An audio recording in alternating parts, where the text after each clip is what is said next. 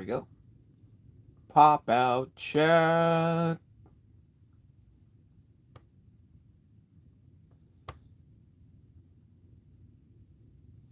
Okay.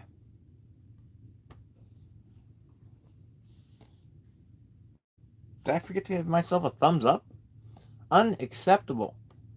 Unacceptable YouTubing behavior. I didn't like my own video. Absurd.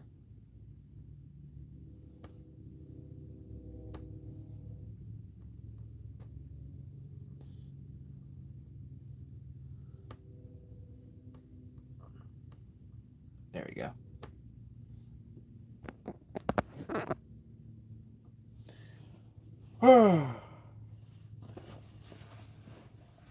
What a drag! Yeah. You know, it just occurred to me not the other day, but tonight that I have not completed Dragon Age, the Inquisitor.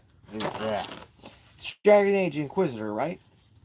I was gonna say Dragon Age Inquisition, but yeah, it's Inquisitor or whatever. That game is surprisingly, like, I know it's kind of like goes back and forth between people. That one in particular, I thought is pretty good. Not great, but pretty close to great. The actual gameplay and amount of it, options, it's pretty large. Fun game. Too bad Dragon Age died in 2024 with Veilguard. Was that 2024 or was that 2023? I can't remember. Anyways, Dragon Age is dead, and what do we have now? Nothing.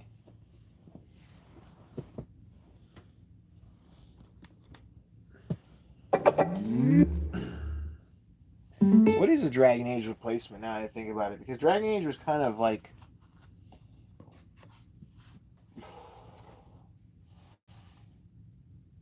a final gasp for that more old school CRPG style, but still, it obviously the new one was like action, but like even in Inquisition, it was still like a turn-based type of situation.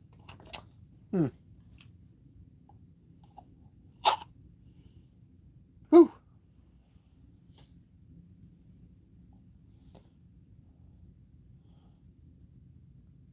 The quartering has lost it. It says, okay. I knew about him losing it years ago because he's a fucking loser. Let's see. Japan's strangest unsolved mystery. We're trying to figure out how we're still Japanese with all the migration.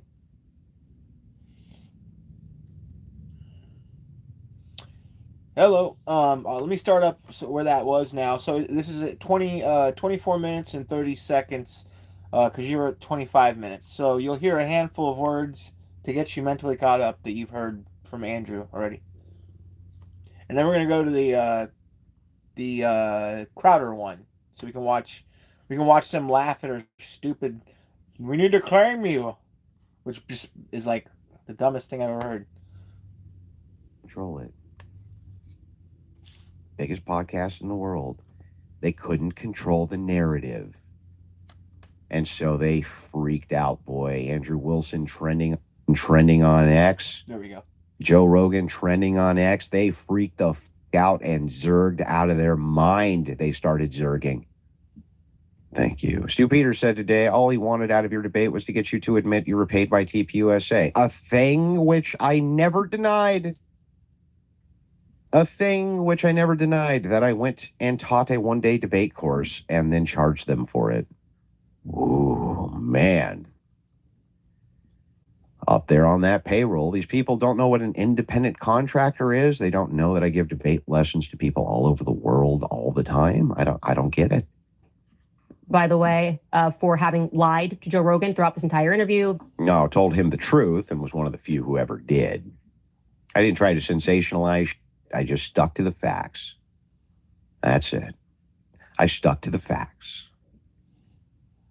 This obviously backfired. It obviously backfired. Then why are you talking about it? Why are you yapping your yappy yap about it, Candace, if it backfired? It's because what actually happened, there's a platform who's larger, whose narrative they can't control. And they panicked. And this is what panic looks like. Respecting someone is easy when you agree with them. For the first time, I find myself on the other side, which is when respect actually counts. She's still losing it, though. No question about that. There's no question about it. Comments are amazing, making fun of him, and nobody buying the Erica Kirk slop, the Christian slop. All lies, by the way.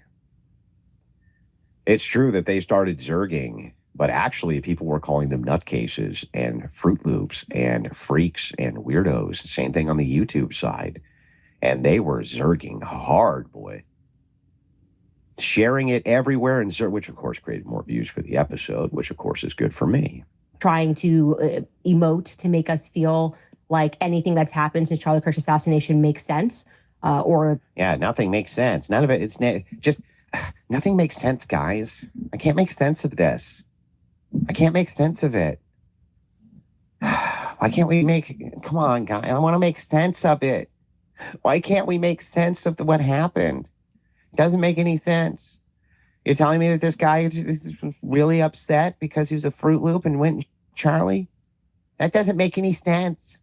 That we should feel bad for caring and investigating. But anyway, he's trying. Let me unequivocally get this message out to all of these people. You are LARPing. All of you are LARPing. You're not investigators. You're dumbasses. As Red Foreman would say from that 70s show, you're a dumbass. You are not investigating anything. Your investigation has uncovered nothing. You have not done anything at all to help with this investigation. How can I prove it? Prosecutors used nothing from you. Nothing. I'm sorry, the defense. Defense has used nothing from you. Defense has not done anything, done nothing to help, or they've done nothing to help the defense. Nothing. Haven't used a single thing from them. The investigators. Not investigating. And if they are, they're the worst investigators on planet Earth. Somebody asked me the other day, why don't you do a college campus tour with TPUSA? You're one of the best debaters out there on the right. I said, well, that's a nice compliment, but here's why. Because a left-wing lunatic will kill me, and then her fan base will blame my wife and my best friends for it. No qualms whatsoever about debating this chick. It'll be easy as pie. And by the way, I'll concede, no ad homs, no personal attacks. The first person who makes one, in fact, they forfeit. Totally fair. You never even have to worry about a single ad hom, single personal attack. We'll just go straight facts, but I get to cross-examine your claims. Because he similarly in this discussion with Joe Rogan lied in relation not just to me, but tried to pretend that I'm somehow tangential to the leftist Un-F America tour. I've never so much as spoken to them. Never said you did. But then he also lied about them. Nope, didn't lie about them either. Accusing them of laundering money. Nope, never accused them of laundering any money. And doing this on Joe Rogan's platform. None of that ever even happened. She just made it all up. Imagine, she just made the whole thing up. Listen again. This lunatic just making shit up in her own brain. In relation, not just to me, but tried to pretend that I'm somehow tangential to the leftist Un-F America tour. I've never so much as spoken to them. Never claimed that she spoke to them. Ever. Never happened once. Let me help you with what the claim is, though, just in case those of you who are out there are wondering. The claim is that Z, Cohen, has received oodles and boodles of money through the Processor Act Blue, which, as you guys probably know, is at the heart of several investigations for doing unethical things you're not supposed to be doing. And the way you know that these are left-wingers and left-wing NGOs who are sending her the money is because they're sending it through Act Blue. That's what they're doing. And we tracked it and showed all of the receipts. And come Friday, we'll just drop all of the receipts again. You can go through them to your heart's consent. But you don't even have to take my word for it. You can go to the FEC right now and look up how many payments were processed through Act Blue to Ground Game, which is Z. Cohen Sanchez's NGO, Ground Game.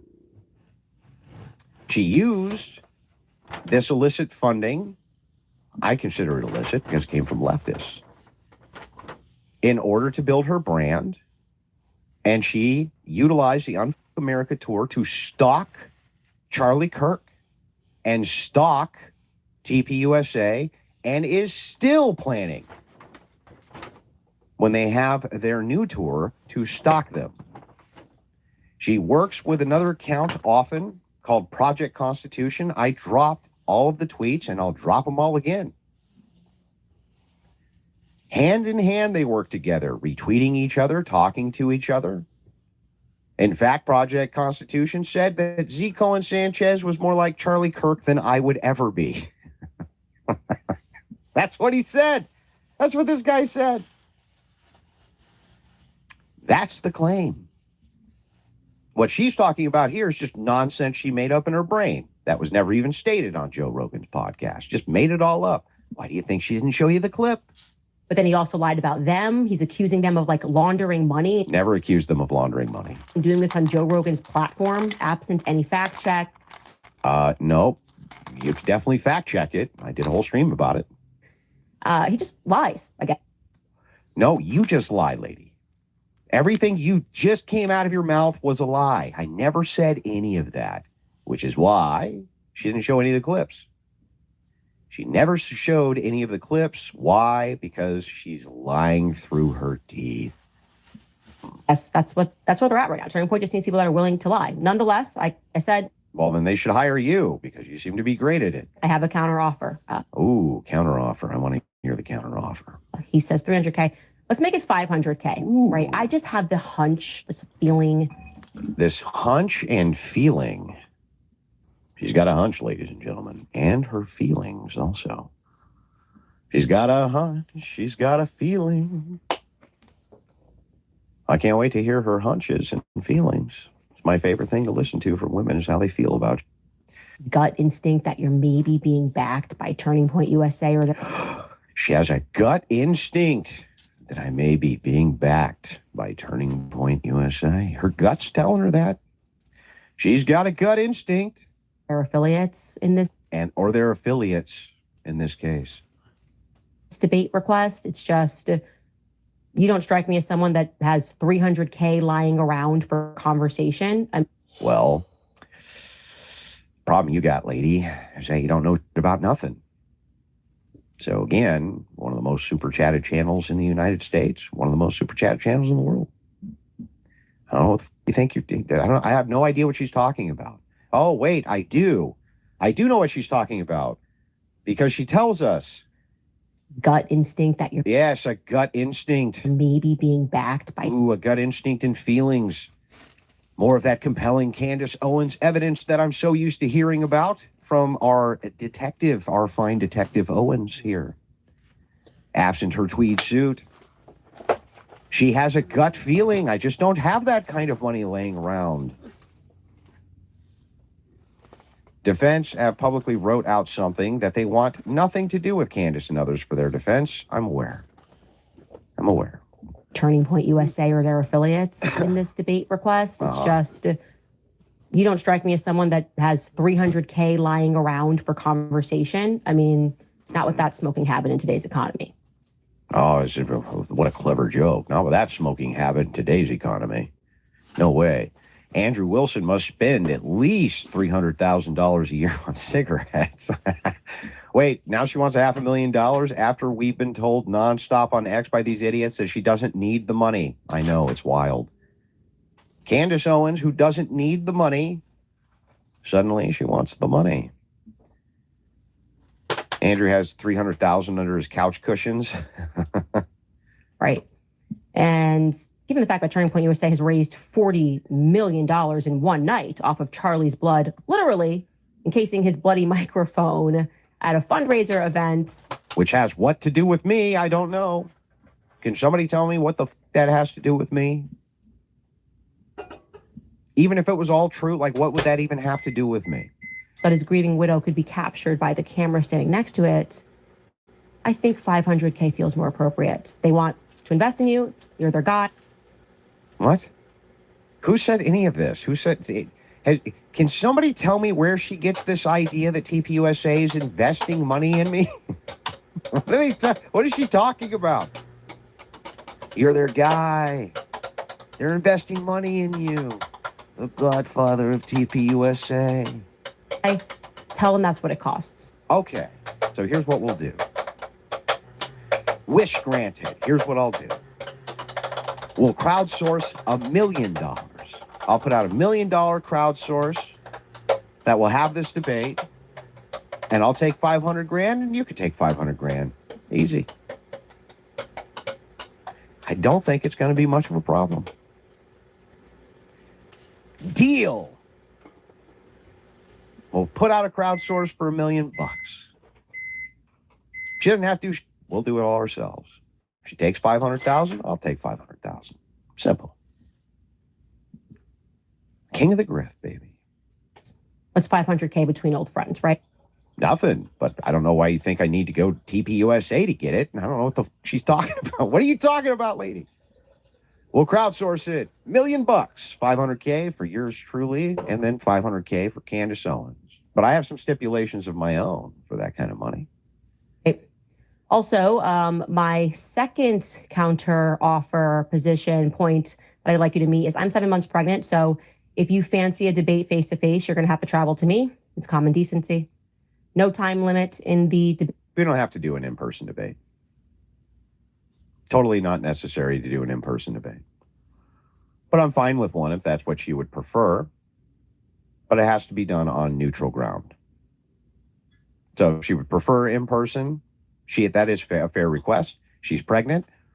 So I should come out to at least some place that's adjacent where we can meet. Maybe she wants to have private security there. I don't care. They can hold a machine the entire time I wreck this chick in the debate. I don't give a shit. So that's a fair stipulation. What else? If it's done in person, doesn't have to be. We could do it via video too. Debates, don't worry. It will be live. We will bring up any documents or evidence that you mention as a part of this case. We have a team, so you can send links live. We are happy to pause and allow you to search for any evidence that you reference if the team can't find it for some reason. No tricks, as long as you want. Like I said, live, so anybody could see if we were trying to play tricks. Fine with that too, as long as I have the same exact resources. However, I don't think it's actually fair. I'm not trying to debate with her and an entire team. Trying to debate with her. So in person, probably much better. As a 2A point here, you're not going to be chain smoking around me, tough guy. Well, yeah, you're pregnant. And by the way, what does she think that I chain smoke inside of buildings I'm debating in? What is she talking about? And where does she get the tough guy? That's right, tough guy.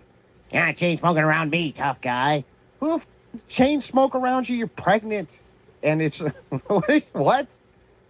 Yes. Usually when I go to in-person debates, I sit down inside of somebody else's building and start chain smoking. What is she talking about? 2A point here, you're not going to be chain smoking around me, tough guy. Okay? You're just gonna. What the hell does that have to do with tough guy? Nothing. I don't get it. Okay, tough girl. Okay, Savage Ann. I won't chain smoke around you. Stupid stipulation. What a strange criticism that you smoke and drink the godfather to one of her children's Michael Knowles who smokes and drinks. You know what? Michael Knowles, actually, that's true. Me and Michael Knowles don't have any interpersonal relationship at all. So here's what my proposition is. Neutral ground, we'll fly out to like your jurisdiction or whatever. But I'm not coming to your studio. That's not neutral ground, and that would be a ridiculous ask. Neutral ground, Michael Knowles as the moderator. That's somebody we can both trust. Now, I've never sat in and had Michael Knowles moderate a debate for me, but I've seen him moderate. He's also a good debater. He understands logic, and I think he'd be a fair moderator. And that's somebody we could both trust. So let's ask Michael Knowles if he'll do a debate moderation for myself and Candace Owens. If he's a godfather of one of her kids, right? My suggestion, my ask would be Michael Knowles, and here's what I'll even do. If we raise this money, right, I'll take $25,000 and give it to Knowles if Candace does the same. If she doesn't want to, fine, then he can just take my 25 grand. But that guy, I think, would moderate fairly. I think that he would stick exactly to the format that we demanded, and I think he would do it. You have to bring yourself and leave your cigs at home. Well, no, I don't have to leave my cigs at home, but I'm what? Why would I have to leave my cigs at home? I just don't smoke in the room you're in, lady. What do you talk? Why would I need to leave my cigs at home? And this is actually, I would say, the most important part for me. This is what has to happen. Third part here. Either Blake Neff or Andrew Colvett or Erica Kirk must publicly claim you first, meaning... What? Dumbest Hang on, fucking what? thing I ever heard. Either Blake Neff or Andrew Colvett or Erica Kirk must publicly claim you first, meaning they must say that they are sending you in to debate on their behalf regarding the Charlie Kirk case. So you want them to lie? Wait. That's like asking, make my case for me. It doesn't make any sense. What? She wants them to lie? Is that what I'm hearing here? She wants them to lie. She wants them to what? That's ridiculous.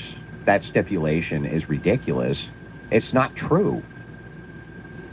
It's literally not true. It's an untrue stipulation. How could anybody concede to this? It's okay, well, my stipulation is that you have to come out publicly and say that the Arabs own you because you're own you. It's like, what are you talking about? Nobody even on Candace's side is going to believe that that's a good faith ask. I've literally conceded to almost every ask that she's made here, but this is ridiculous. What? How? They have to claim? What the f does that mean? I don't work for TPUSA. I don't work for them. How the hell would they claim me? Sending you in to debate on their behalf. I'm sending me in to debate on my behalf. I've been wrecking you dummies since Kirk died. I started with the leftists on TikTok and then started wrecking the conspiracy who've been ruining the right. How the hell am I supposed to get them to claim me? I don't work for them. That's the most foolish stipulation ever. So no, she's going to have to strike that stipulation because it's nonsense. You're asking for something that's impossible. Regarding the Charlie Kirk case. Okay? No worming away after the fact. They don't get to go, oh, we don't really know this guy, whatever. You have their boost. What? Yeah, they know me. I went down there to train debaters. I met them. Yes, of course. What do you mean? If that's the stipulation, like they just say, yeah, we know who the guy is, then yeah, I think that's fine. But this whole claim him thing is weird. That's just weird. Well, I don't even know what the hell she's talking about. It's her blackness. What is she even talking through. about? They have to claim him. You're at the headquarters teaching people how to debate. Yeah. And I'm an excellent debater. Debated to the best in the whole world, unlike you, who haven't debated anybody on anything ever. I got to tell you, from the outside, it kind of looks like Turning Point USA scraping the bottom of the barrel looking for influencers. That's nice. Great. Whatever the hell that means. Not with you, though. They weren't scraping the bottom of the barrel there. That's an I don't really want to debate you stipulation. Yeah, I don't understand the stipulation. It's something outside the realm of possibility because I don't work for them. What the hell is she talking about? It has nothing to do with them. I made the debate challenge. I'm not asking TPUSA to pay for anything.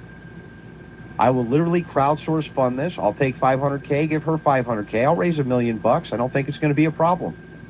I really don't think it's going to be much of a problem. People want to see this debate in the worst way. They want to see this woman get cross-examined. And they've now arrived at people who are just amoral, who will lie about what people have said and intend. If that's the case, how come we didn't play the clip of Rogan so that we could see your lies, Campus? How come? Why? Yeah, I'll debate you, Andrew, but first you have to juggle 27 elephants, travel to Neptune, fight a T-Rex. This is like crazy wackadoo stuff. First, Erica Kirk and Andrew Colvett, they have to claim you, okay? They gotta claim you. The first thing, Andrew Colvett, you have to claim him. He's gonna weaseling away later. You have to say he's going to debate on your behalf. No, Broad, I'm going to debate on my behalf. The hell is she talking about? What is this chick talking about? How embarrassing. Love how she thinks and believes. We can't see right through her. That's a ridiculous stipulation. Even the Candace must know that that's a ridiculous stipulation.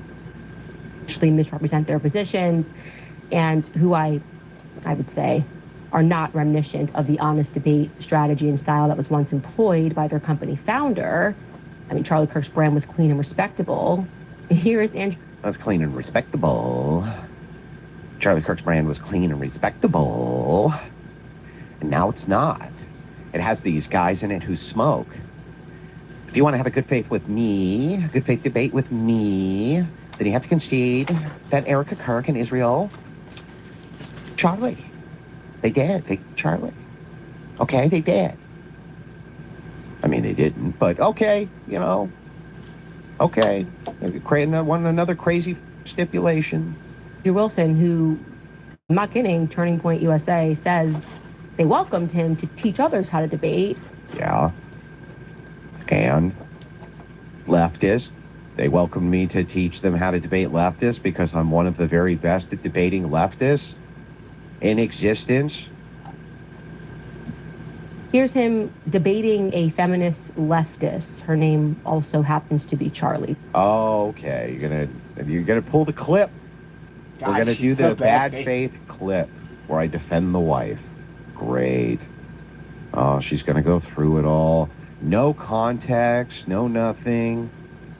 It's him in a nutshell.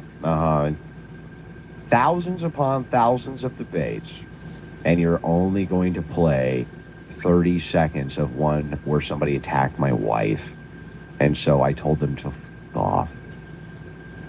Jeez, every time these people. There's no way to cop out. By the way, if it's the case that that's all I do, that's the limits of my debating, then you should be able to crush me easily. You should be able to just stomp my guts out everywhere easily. And again, just to give you guys the proof here, Andrew Colvett claims they did pay him, but only to come and teach their students how to debate here. Yeah, that's correct. And the thing I've been very public about from day one. Again, let's say TPUSA came, they called me up and they're like, Andrew, listen, we would love to have you come work for us. Let's just say I wanted to for something. Like, okay, great. I'll go do that. We're going to pay you $50 million. I'd be like, okay, great. So I'd be on stream, someone would be like, how much TPUSA paying you? I'd be like, $50 million. I don't give a shit about that stuff. Doesn't bother me a bit. If it's something I believe in, it's not compromising any of my values, but is actually moving towards my values, yeah, absolutely. But I don't work for them. I don't know what else to tell you. How do I prove a negative? I told everybody I don't work for him. He's told people I don't work for him. I came in and helped them one day for debate prep. That went really well. People got a lot out of it. It's not any more complex than that. Here's his tweet. He wrote, nope, he was paid for 1 day of the debate training for our students and campus debate team. He's not, quote unquote, being paid. Correct. but seeing how much they seem to hate that idea, maybe we should see if we can work something out. LOL. Maybe we should.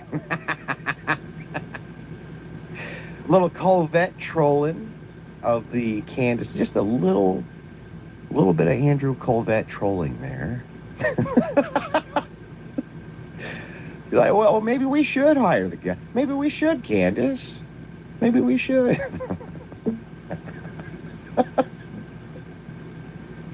And Blake Neff sharing clips of him on the Joe Rogan show. Does a great job on Joe Rogan dissecting several of the conspiracy theories around Charlie's death and answering Rogan's questions about them. Worth the watch. Okay. Oh, wow. Oh, no. Did Blake Neff retweet? Oh, my God. Did he retweet me? Oh, man. Must be paying me millions.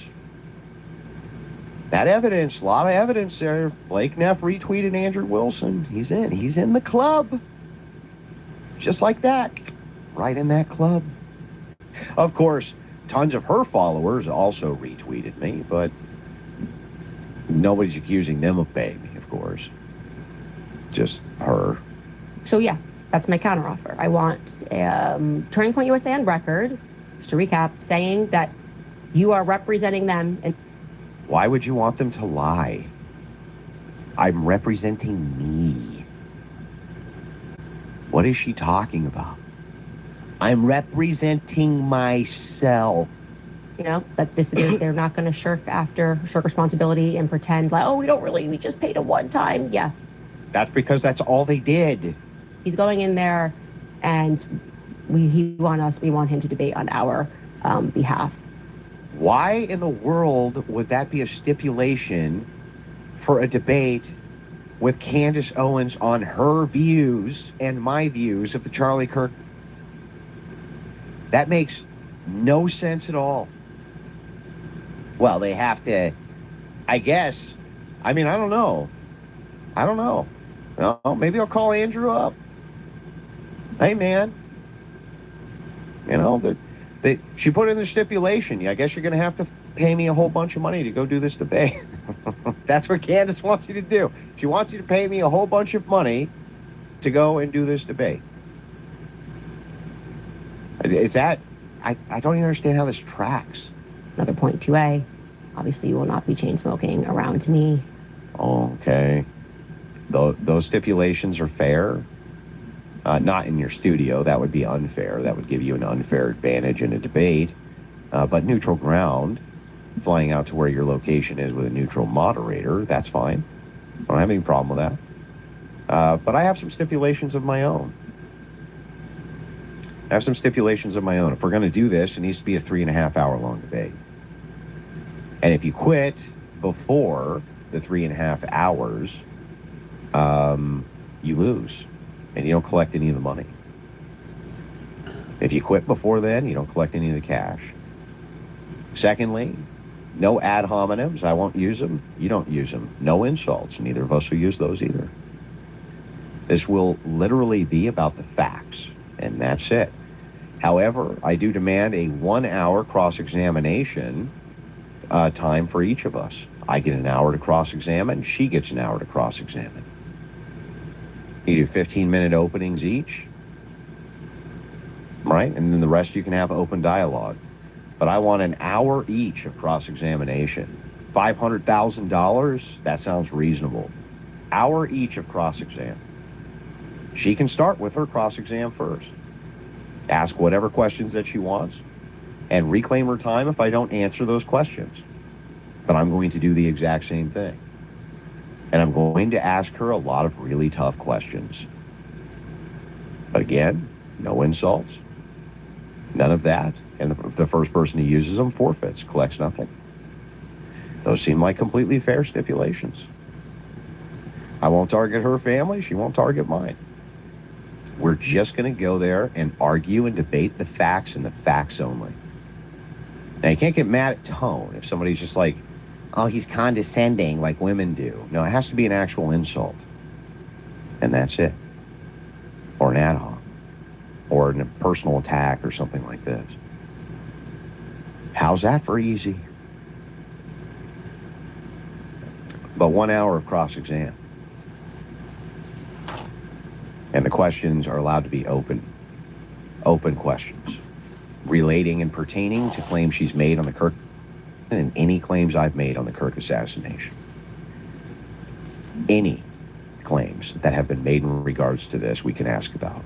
That seems completely reasonable. She agrees to those very, very reasonable terms, very rational terms. She drops the last stipulation, which is ridiculous and nobody can comply with because you're asking people to lie. You're literally asking me to lie and them to lie. Then the rest of it seems fine. I'll fly out to where you're at. I understand you're pregnant. That's fair. No smoking around you. That's fine too. I won't be in the studio smoking. Use my nicotine packs or whatever. And yeah, as long as it's on neutral ground, it can't be in her studio because that wouldn't be neutral. That sounds totally rational and reasonable. Would be great to have a real debate like that. Exactly. It's going to be a real debate. For that kind of money, people deserve a real debate. A real one. All right. Where you actually have to answer for your bullshit. But don't worry. I'll answer for whatever it is you think, whatever claims you think I've made on the case. I'll answer to those too. I'll even let her go first. Okay. That's the end of that video. Let's start up Crowder's response because I know that they're going to be laughing their asses off.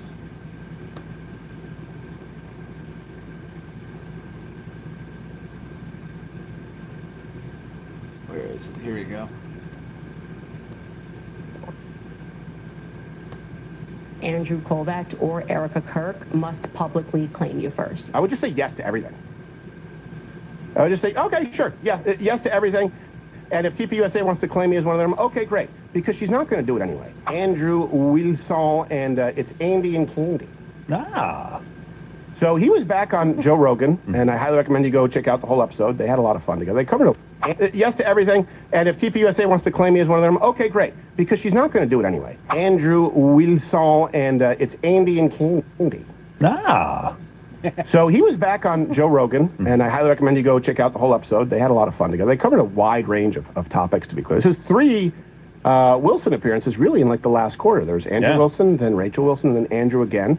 So and I say this because everyone kind of sees this one portion because there's a show and then there are clips. They covered AI. They talked about philosophy, religion. They talked about online discourse. And then, of course, what everyone picks up on, and I get it, is the Andy and Candy potential debate, which I think everyone or most people would like to see. Right? But have you noticed, like, the flat earthers have fleets of people who will debate their stances? Like, fleets of them who are like, we can't wait to debate with you on the flat earth. It's like, on the other side, though, in this particular conspiracy, you can't get these people to debate their positions. Like, who won't debate their positions? Yeah. We offered, Candace Owens offered her $300,000 to do a debate. I was like, we'll give you $300,000. What is her position? What does she think happened? She thinks that Israel worked in conjunction with TPUSA and Erica Kirk to murder Charlie. Based on what? Well, that's the million-dollar question. Nothing.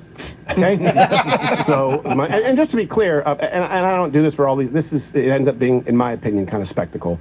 And I think Andrew understands that. Yeah. I was offered to debate Candace Owens. It was $30,000 a piece from some third-party debate con or something. I said, sure.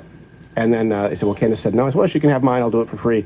And then we offered to do it on the show. When she called me out, implied that I was a Fed. No response yet. I'm not going to do it back and forth with a bunch of different terms. And you fly here. And we just like, look, we know how to do this. We're all adults. We used to do this all the time. We don't need to change all the rules. Candace, however, decided to respond to Andrew's challenge and seemed to put in some ultra specifics. For everyone who was like me and legitimately did not know who this man was 5 minutes ago, Andrew Wilson apparently had a presence in some ultra specifics. For everyone who was like me and legitimately did not know who this man was 5 minutes ago, Andrew Wilson apparently had a presence in the manosphere debating feminists. Oh, pause. You didn't know what manosphere apparently? Didn't you write a book called Make Him a Sandwich? And didn't you Didn't you describe that book as Why Real Women Don't Need Fake Feminism?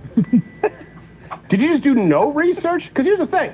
You could say, I work in, I don't know, I'm a nautical engineer, whatever it is. I work in aerospace technologies. I've never heard of Andrew Wilson. But if you write a book on feminism and supporting traditional relationships, how in your research did you not come across the single biggest anti-feminist podcast that has ever existed in the Whatever podcast, where Andrew regularly appears? I don't know. Apparently he does stuff with feminine in the manosphere, which I've never heard of. Buy my book, Make Him a Sandwich, Why Real Women Don't Need Fake Feminism. So right away, I think it's disingenuous, but that's just me, Mr. Silly. Let's continue. I have a counter offer. He says 300K.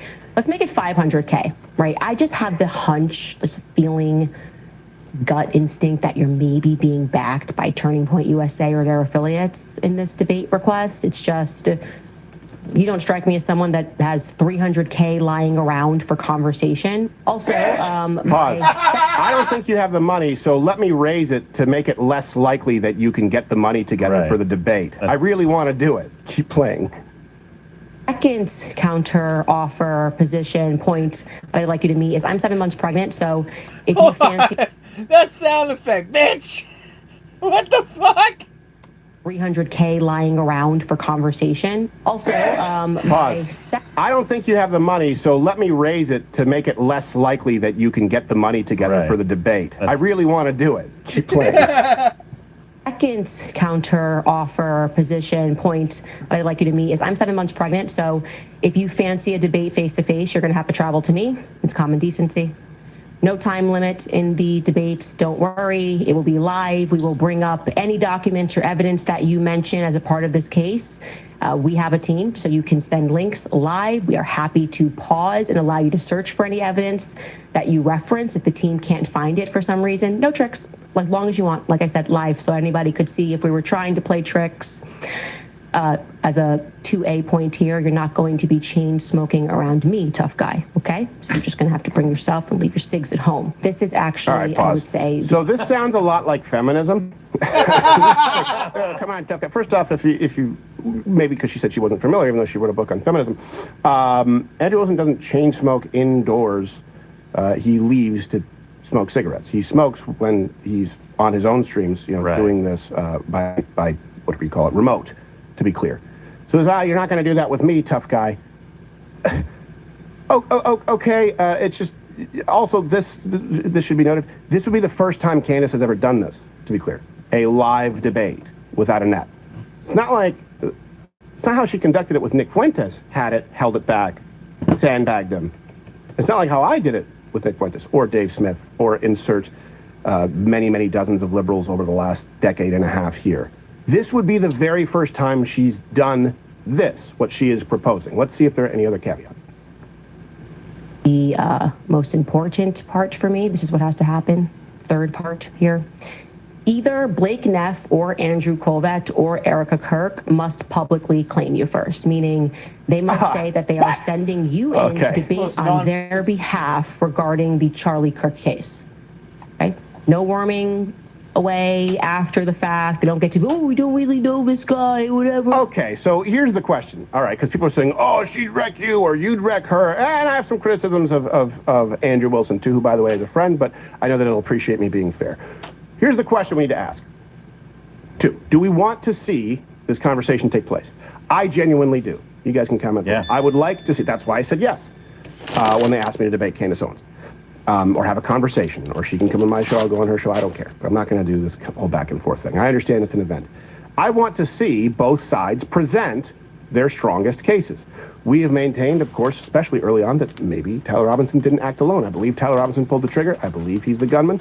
We don't have all the details. There could have been other people involved, including just to the degree of encouraging him, or potentially supplying him with tools that could have been useful. There's more information that needs to come out. Well, I don't know everything. I'd like to hear both sides present their strongest case. So 1, do you want to see the debate? Okay.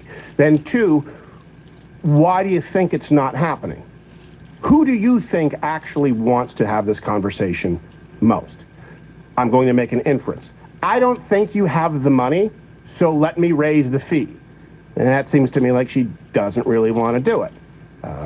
I said I'd do it for free. Andrew said he'd do it. And by the way, the way he would raise the money, to be clear, he was going to put up $200,000 himself, and I think Brian from whatever, the other $100,000. So it wasn't coming from TPUSA. Then the other requirement, hey, I've accused you of being a TPUSA operative, and I've said in the past that I won't engage with TPUSA operatives because they don't engage in good faith. So admit that you're a TPUSA operative. Yeah, it doesn't make sense.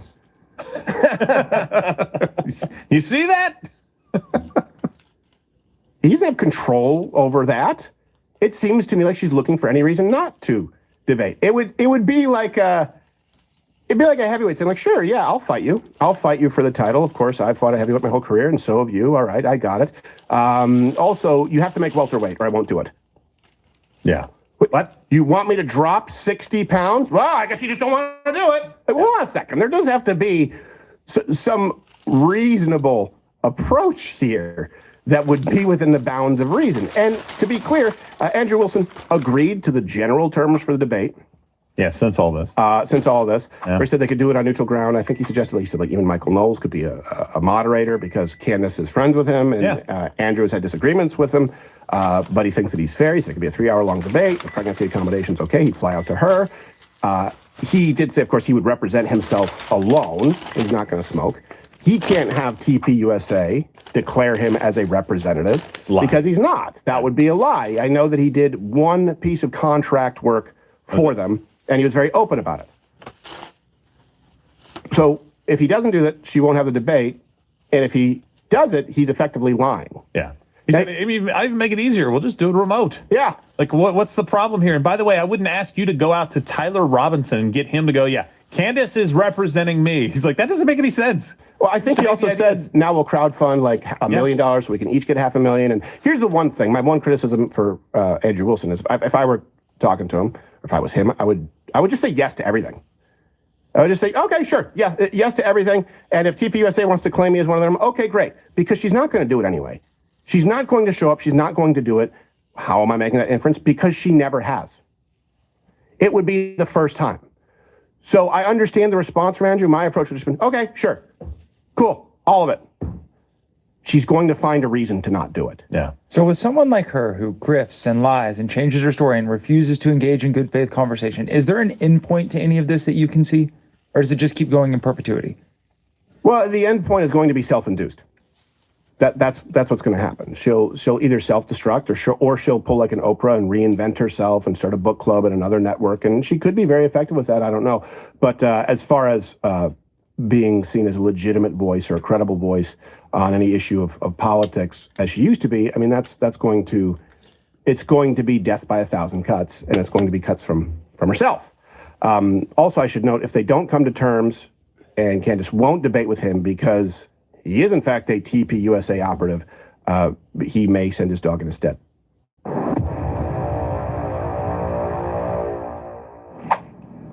Oh. Now, I'd pay $500,000 to see that.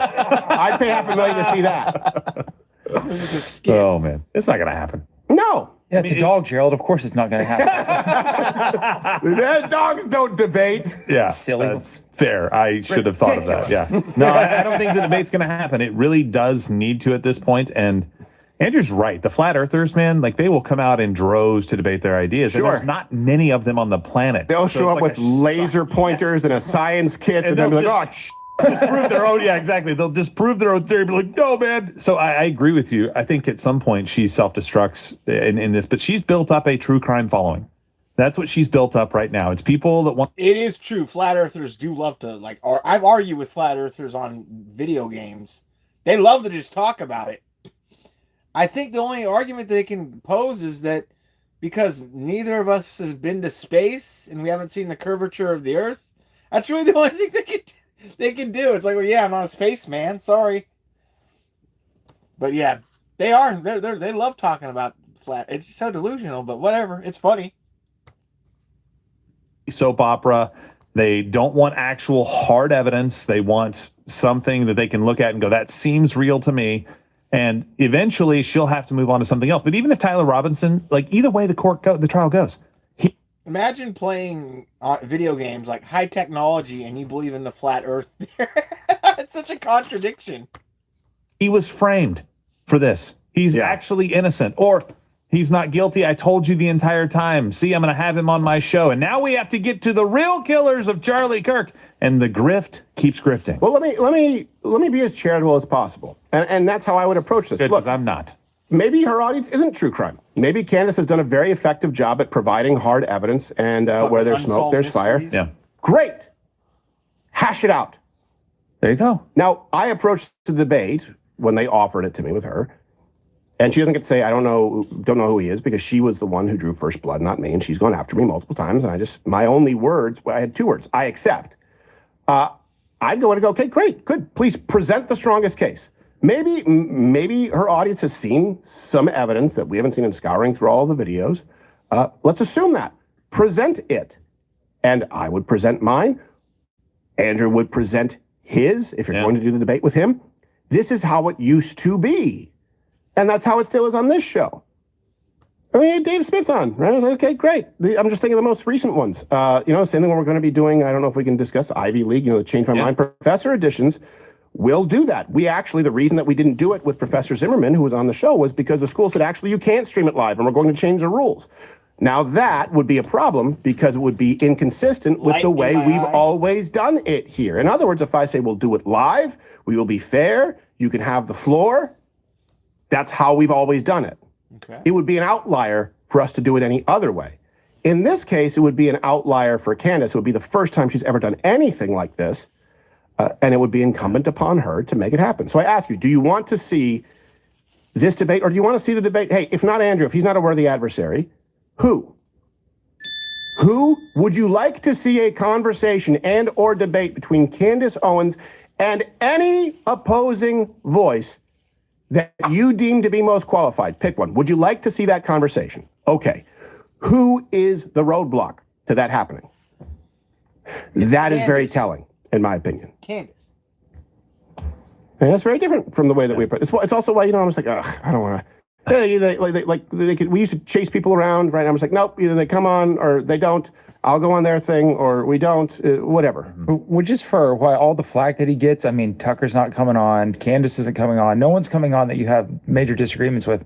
You had him with Nick, and for all his faults, he will hash out his discussion. Yeah. So there is credit due to Ben him. won't come on either.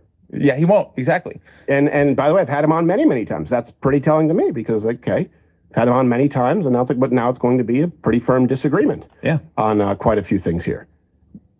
Nope. All right.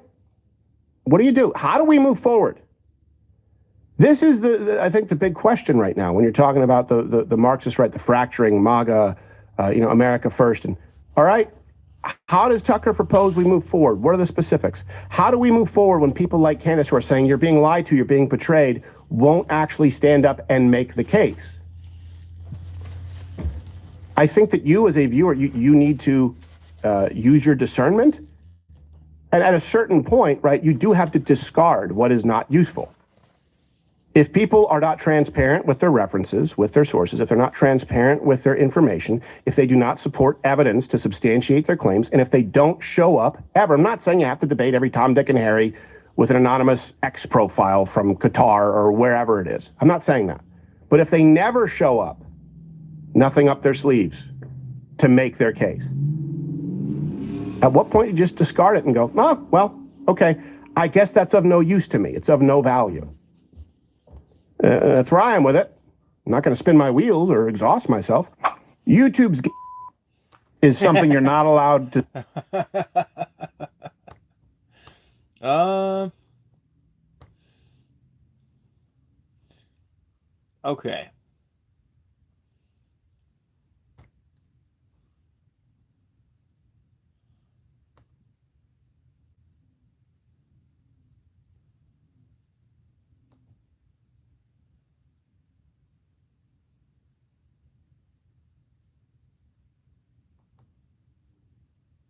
Where is that video? No!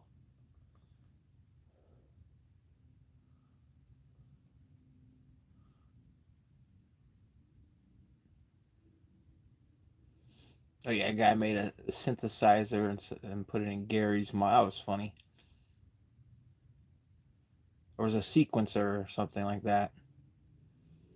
Oh, here we go.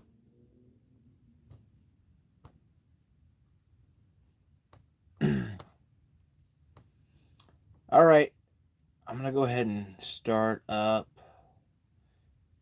Unsettling Mystery.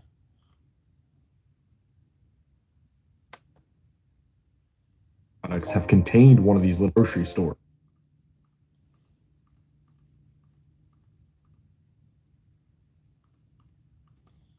Okay, let's get here we go. Let's do it.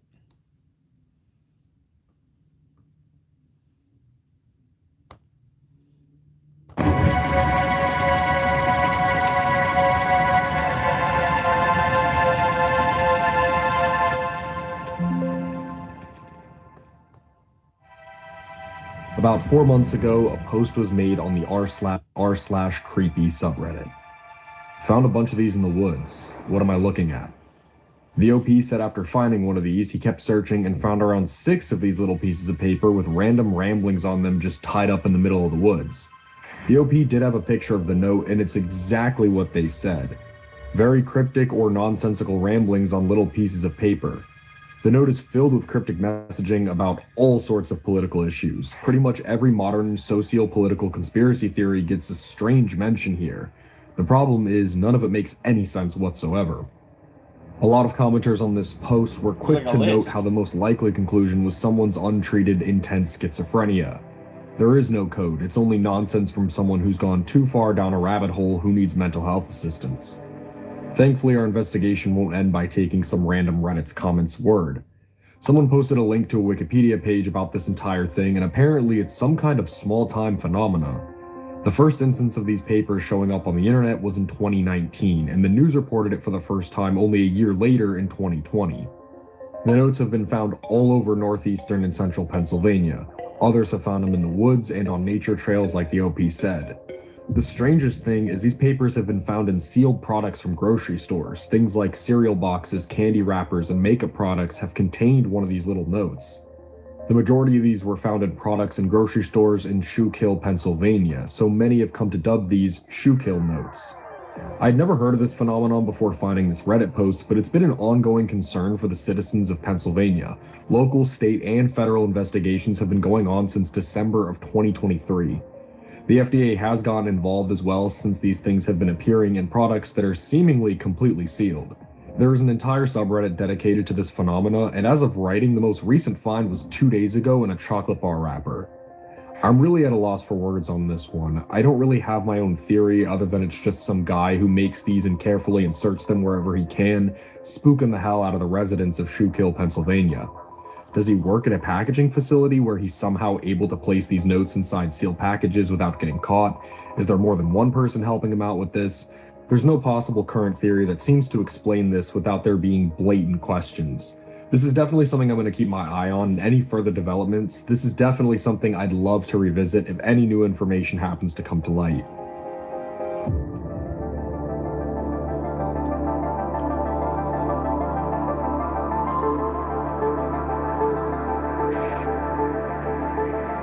This next post comes from r/interesting-as-fuck. The post shows a Google Maps view of Los Angeles, California, and the strange help messages constructed on the ground. There's tons of these help messages strewn around made out of what looks like wood. These messages showed up on Google Maps pretty recently within the last month. Google Maps is not live, so it's unclear as to how long these have been here. Help isn't the only thing spelled out in this area either. If you look closely, you can see the words Tráfico, Terrorismo, FBI, Federal, and LAPD. Tráfico and Terrorismo translate into traffic and terrorism, and these next to massive help signs have led people across the internet to panic and start theorizing on what all of this could mean. The first theory people sprang to was human trafficking. The area is pretty barren, and it looks like there's massive containers, which is not uncommon in human trafficking practices. A lot of people have also pointed out this massive hole in the ground that could allude to some sinister subterranean goings-on. With the help signs and the word traffic being accompanied with it as well, pleas for authorities to help have been taken, and the internet as a whole has been extremely concerned for the well-being of the person or people creating these messages. Luckily, I was able to find an article about this strange scenario. A guy named LA Guy on X interviewed some of the homeless population around the area, and a few of the folks mentioned a man named Jose who has been writing these messages for years. So I was filming because everybody wants to know why there's the help sign. You see all those helps? Oh, is this one guy? He puts that. Is that guy's name Jose? Yes. Okay, that's what they told me too. Yeah, that's Jose. Yeah, So yeah, he puts it. That's supposedly human trafficking. Yeah, human trafficking. That's what everybody's saying online, is that they're worried about it. Is it that, or is it like a prank? I guess we don't know. I mean, he just always, for some reason, it's been years that he's been doing it. Yeah, it's been on. Google Maps shows it. Yeah, but we, really, I don't know. Yeah. He just always writes that down. Yeah. For what reason? Yeah. I do not know. No. As of writing this, Jose has not been questioned or found from what I could find. Another article I found was able to get into contact with local authorities. The property is private property owned by the Union Pacific Police Department. They said that these messages have been here for a year and that nothing of note was actually happening. It was just a man who trespassed and left these messages here. FaZe Clan, of all people, actually went to the site and live streamed the entire thing. Yo, look, there's a giant one with pipes. Look. Wait. No, it says fucking pipes. The big black pipes. God, bro. Yeah, look at the small one. The small one say writing. What's going on right now? Wait, FaZe was approached by a truck that told them to get out, and they were chased away by guard dogs.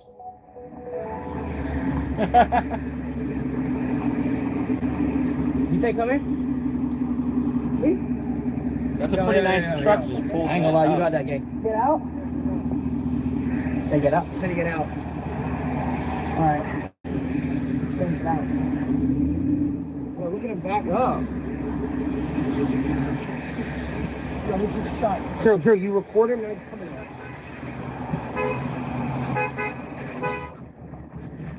Oh, would there just be a Grand Cherokee? I don't know. This is a fucking tour. Dog.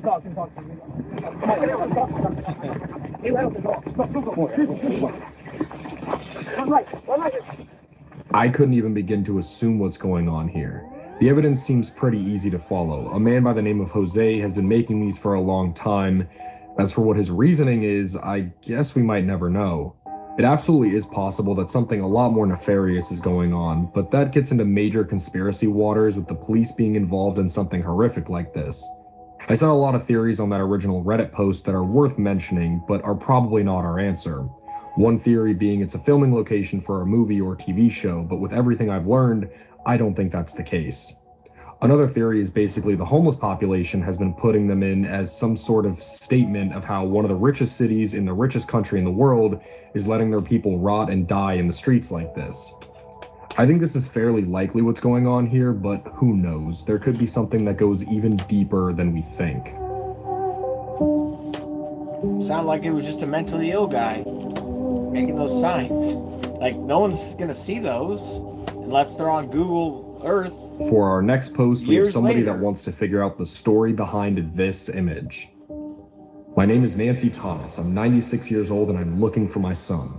Name, Donald Lee Thomas. Birth date, November 18th, 1954. Hold on, Born, what the Crawfordsville, Indiana. This is Last known interesting. location. Here we go. What does it say? So this is a picture of a lady. For our holding next up a post, sign. we have somebody that wants to figure out the story behind this image. My name is Nancy Thomas. I'm 96 years old and I'm looking for my son. Name, Donald Lee Thomas. Birth date, November 18th, 1954. Born, Crawfordsville, Indiana. Last known location, Atlanta, Georgia area. He was not given up for adoption. Please help me find my son. It has been over 10 years and I would love nothing more than to hear from him.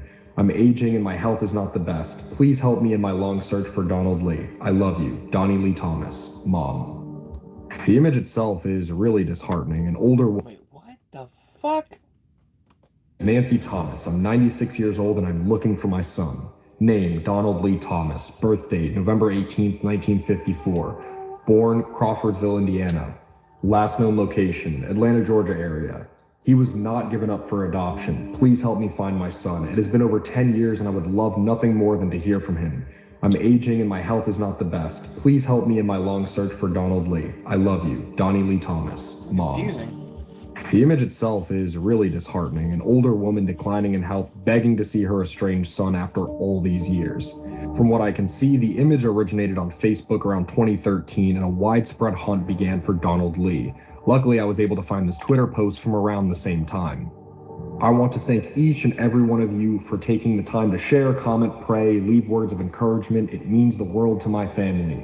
Today, my mother got a call from a mystery man. That man found Uncle Donnie. My grandmother and mother spoke to him today. Again, thank you all. If it was not for you all, this would have not happened. I know a lot of you made phone calls, done searches, all in your own time. Just know your help made a mother, grandmother very happy as she was able to speak to her son today. Thank you all for everything. The Twitter post was from mid-2013, so if the timeline lines up, the hunt for Donald Lee was a swift one. This is really the only follow-up I could find. It's been over 10 years since this hunt began, and I wanted to see if I can find any further information on Nancy Thomas. After some digging, I found her find-a-grave. Nancy Johnson Thomas lived until 2018 at the age of 101, and it's so beautiful that she was able to reunite with her long-lost son before she passed. This is such a classic example of how powerful the internet can be as a force for good, and stories like these always manage to warm my heart.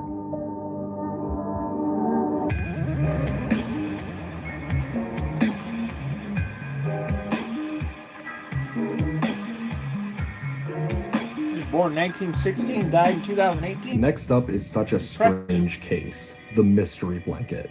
A Reddit user posted this strange blanket with a pattern that makes absolutely no sense. It supposedly tells some kind of story or is supposed to be some sort of teaching tool, but the entire internet and myself are dumbfounded at what kind of story would need to involve a phone, bread, and water. The panel that seems to trip everyone up is the one where water is poured onto the bread, or the one where it looks like two pieces of bacon are speaking on the phone. To me, this just reminds me of the strange liminal spaces of preschool, and this blanket looks like something 2-year-olds in a different dimension would use to learn about who knows what. My first instinct was just to reverse image search it to find some discourse on this oddity outside of this single Reddit thread, but it yielded no results. In the comments section for the Reddit post, the OP provided some more details. This blanket was found at a secondhand shop in Vacaville, California a few years ago and posted on a Facebook page I'm part of dedicated to weird thrift store items. I am not the person who posted it, but have been intrigued since. The person who took this photo doesn't possess it. She was creeped out by it and just took this picture. Observations. It is probably a glass of water, not jelly. It's blue. Jelly doesn't pour out like that. Tears? The bacon is the sandwich, but sideways, as you can tell by the same color as the crust of the bread. If it was bacon, it would be red like the lid. There is an X or minus or plus where the sandwich touches all three items: gate, mail, and phone, envelope, microwave, oven, bed, or something else. Gate, fence, or waffle fry. From the top, I would say it's a gate. Also, there's a handle. Quilt inception. The phone has the same number of buttons as squares on the blanket. Some theories from Facebook users. A story started with blue-red from left to right, then brown. Still no actual meaning. Everything starting with P, something to do with jail. What are your theories? I'm really at a loss here. This mystery is so normal yet so weird at the same time. Branching off of my joke of an interdimensional blanket for 2-year-olds, a lot of people share that same theory just without the dimension hopping part, that this blanket is used for teaching something. It's possible it's used for teaching about stages of matter, maybe bread is the solid, water is the liquid, and there's nothing that represents gas. I've seen some comments theorize it's just a needlework sampler to represent what people can do with needlework on quilts like this, but only God knows why they chose these to show off needlework skills. Here's my guess. It's a message. We should stick together like peanut butter and jelly. Here's how. Through phone, mail, or visiting. Fence. Some squares are components of the PB&J. Some are the forms of communication. And the rest are the communication and PB&J combined. Like we just showed, everyone in this Reddit thread has their own crackpot theories as to what this could be symbolizing, and there seems to be a common sentiment where the longer you look at it, the more it makes sense until one detail completely breaks it all apart again. This is a total debunk file nightmare, trying to figure out a pattern that just isn't there, and with nothing but Reddit theories, we are sort of back into a corner here. Hope someone can come forward one day as to what this is so I can sleep easy and stop worrying about a cryptic quilt.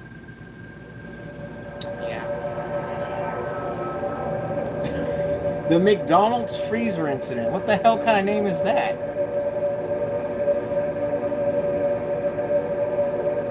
Our next post comes from, of all places, the McDonald's employee subreddit. USA, I almost died in the freezer. I was on fryer and we had run out of McCrispies and I went into the back to grab more and 2 freezers in, I got trapped. I was in there for about 20 minutes and I almost was died crying in and the having a freezer. panic We were out attack of because I couldn't McCrispies. get out. I was What the gone until fuck? people noticed I wasn't back at the fryer and I tried banging on the door, but there was no panic or emergency button. If it wasn't for one of my coworkers, I would That have is died in the terrifying. freezer. Everyone please be careful when going into the freezers and always have a device with you. I'm 17 and autistic and I was all alone just waiting for someone to either find me or waiting for death.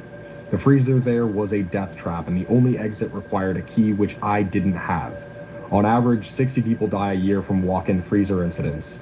This needs more awareness because it's the most terrifying thing I've ever went through. This is a horrifying story that gets under my skin because of just how mundane it was. I used to actually work in a grocery store with giant walk-in freezers, and this was something that was always in the back of my mind. It really helps in showing how these seemingly impossible accidents can genuinely happen to anybody. This was the end of this kid's story, but we're not done at all talking about this yet. The comment section under this post quickly devolved into a series of endless debates about basically everything surrounding this story. What? The top comments are, for the most part, normal, asking real, relevant questions about the story, such as, "You can't open the door from the inside? That's poorly designed." Some people mentioned that this could even be against safety regulations depending on where you live, encouraging the OP to do some research about local laws. One of the other top comments came from someone in Australia saying, "There's no bell? In Australia, walk-in fridges and freezers have a bell on the outside of the door that works from the inside. The occupational health and safety inspectors would make a huge deal out of a bell not working. They save lives." Under this thread, somebody replied saying, "In the US, all walk-in coolers or freezers are required to be openable from the inside, even while locked. OP is either making up the story or didn't realize you can open the door with a slight push." Of course, someone rightly pointed out that just because these things are required doesn't mean that they actually are, especially in a random McDonald's. The OP even chimed in saying that they were not making this up, mentioning that there was a white plastic gear looking thing that said, "You're not locked in," but I couldn't get it open. This was so traumatizing for me and my coworker saved my life. I have no reason to make this up. Despite this, of course, the arguing did not stop. People argued whether the OP could realistically sue for something like this, and things quickly got personal. Many people were quick to accuse the poster of making their autism their entire personality just because they mentioned it one time in a post. People continued to claim that this entire story was fake based off of their personal experiences. And people began arguing about whether you can call 911 without a signal or inside a walk-in freezer. This post and thread is not a mystery, it's more of a cautionary tale than anything. I'm sure that the OP never in a million years expected to end up in that situation. But unfortunately, this post also shows you how you may be looked at for sharing something like this. Regardless of all of that, I applaud the OP for sharing it and am disheartened by what the reaction was to it. As this comment puts it best, it doesn't matter what the post is, someone will find a way to tell you you are wrong. Thrift store snuff photo? What the hell?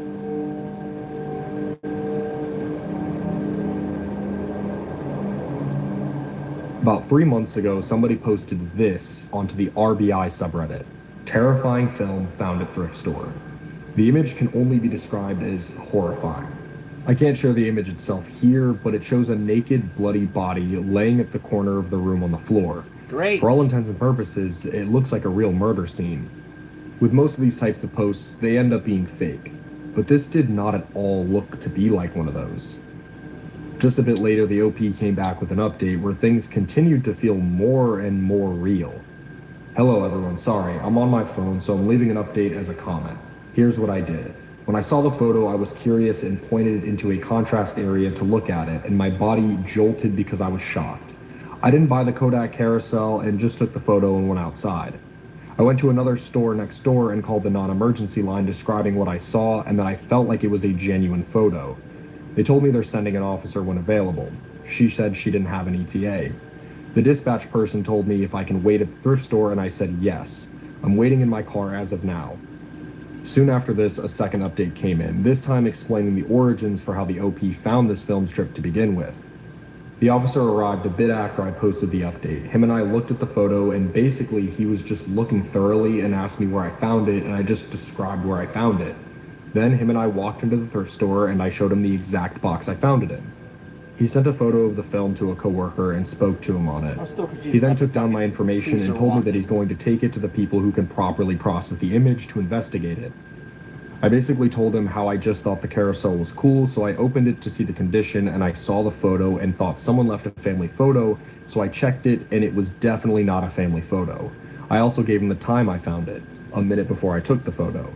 He then said if there's any more questions or things, he'll reach out to me, but he says it's unlikely since I just found the photo and don't know much about it.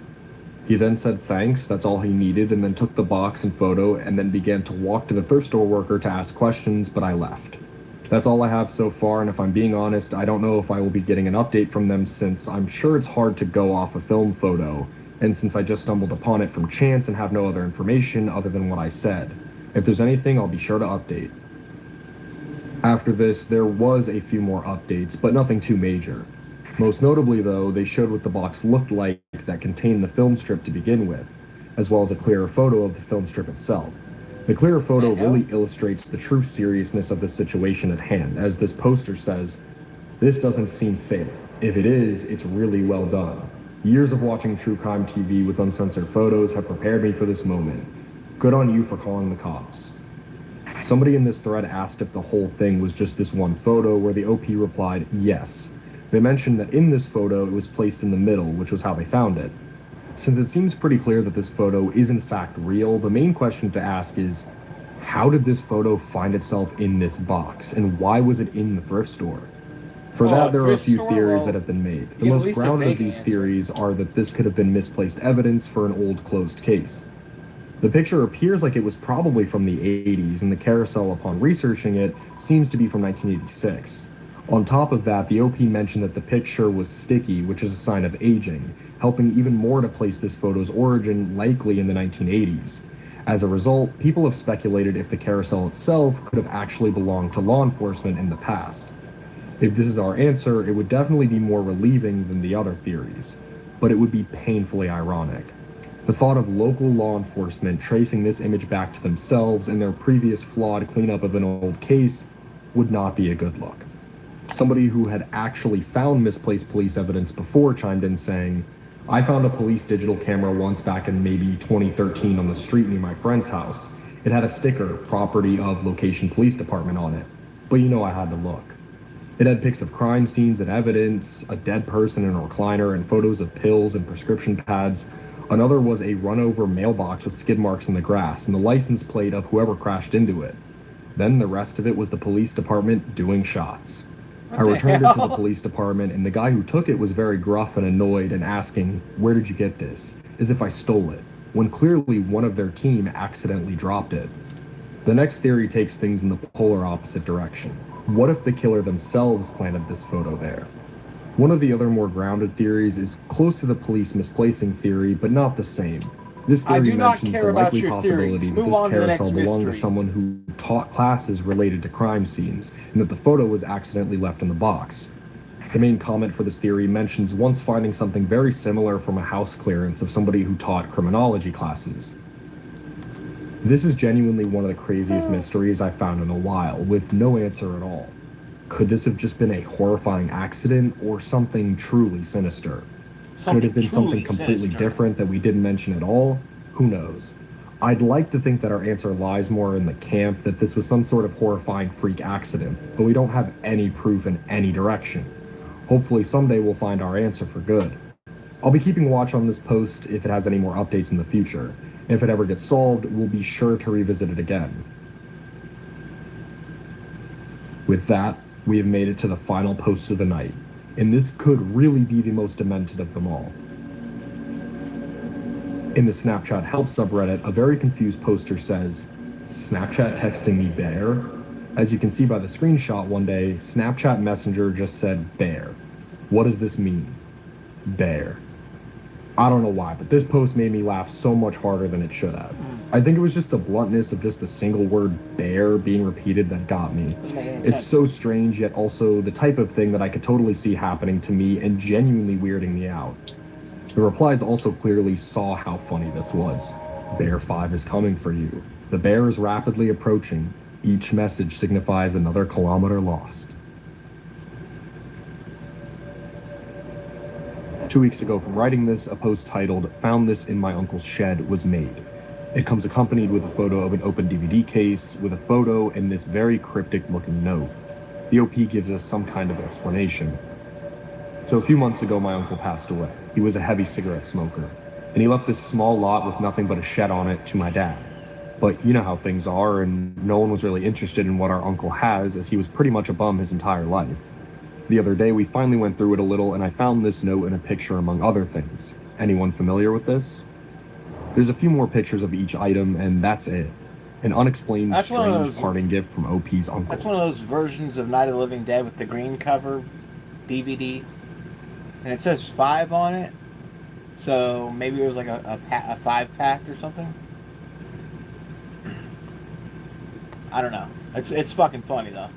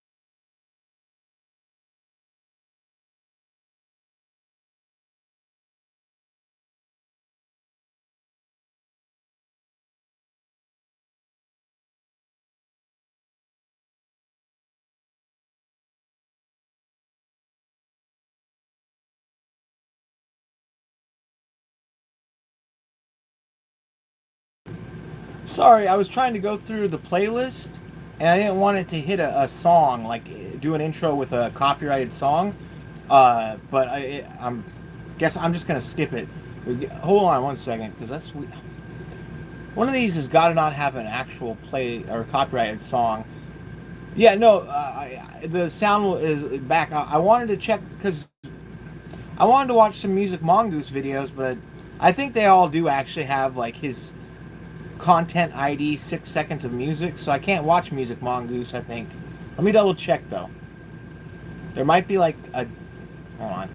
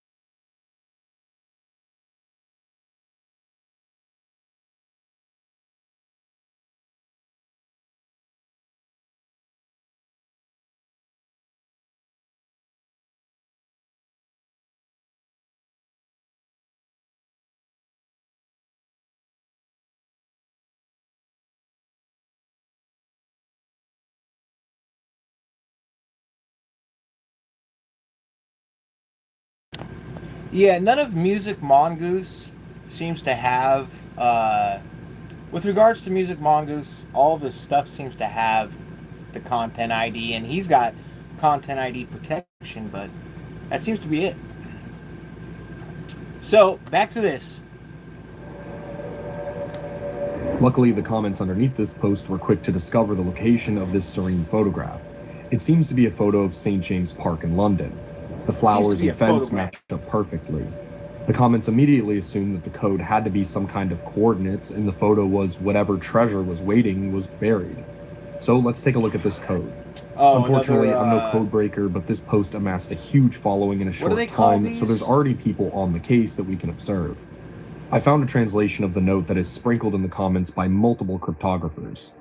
These commenters use a technique called frequency analysis, which in layman's terms means counting the occurrences of each item in the note and analyzing the placement. Like I mentioned, I am no cryptographer, so if I manage to screw up my explanation, please forgive me.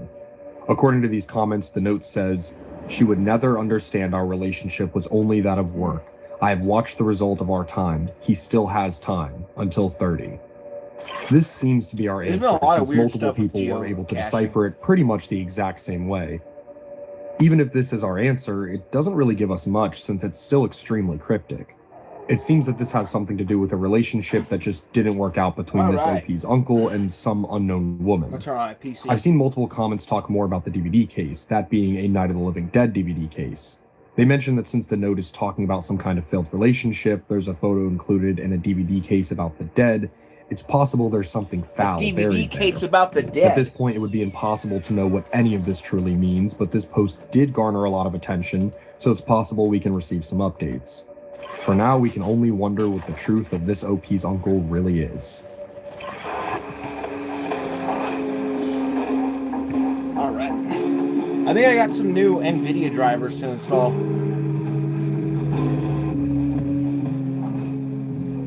This next post comes from another iconic subreddit, r/mildly interesting.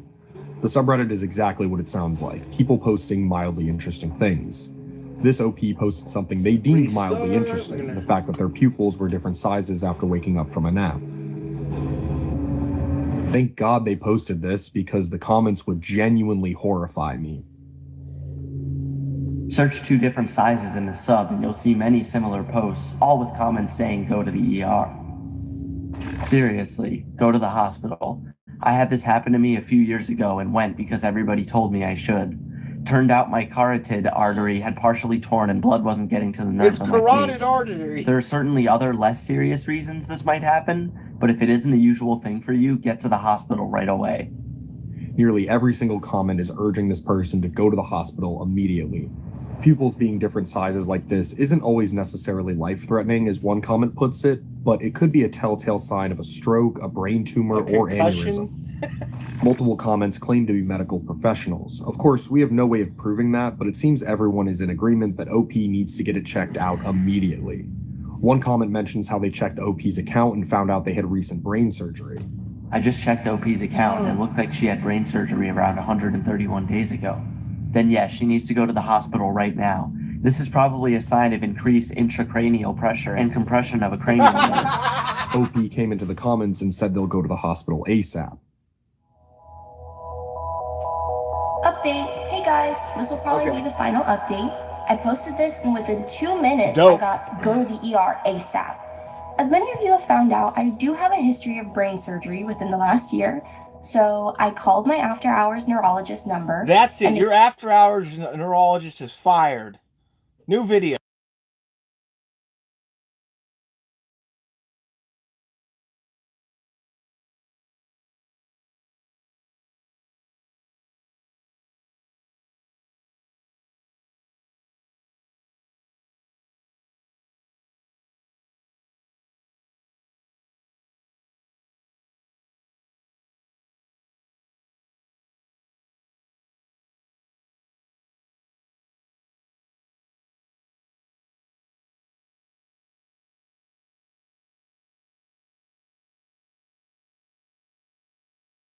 I then got placed in a room as soon as I came in. Never mind, you're getting the same fucking voice. I got 2 brain scans and some funky eye tests. They told me that I was all clear and that I only had slightly elevated pressure in the eye that was dilated like that. As some of you have guessed, I do indeed use a nausea patch. I also have a long history patch, but that they still recommend I follow up with my neurologist. I checked their page, and as of writing, they've been active as of 13 hours ago, so hopefully everything is okay. I just know something like this would terrify me, posting some random mildly interesting thing only to have the entire comment section scream that you're practically dying and need to go to the hospital.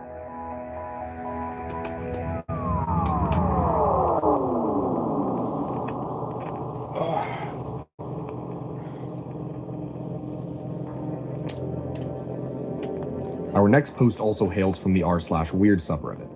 The post is titled, "If you translate from French to Chinese on Google Translate, but type Chinese in the French section, you get weird translations." The translation that the OP did was, "Can you take a picture for me?" and ended up getting, "The Chinese people are facing the danger of being killed."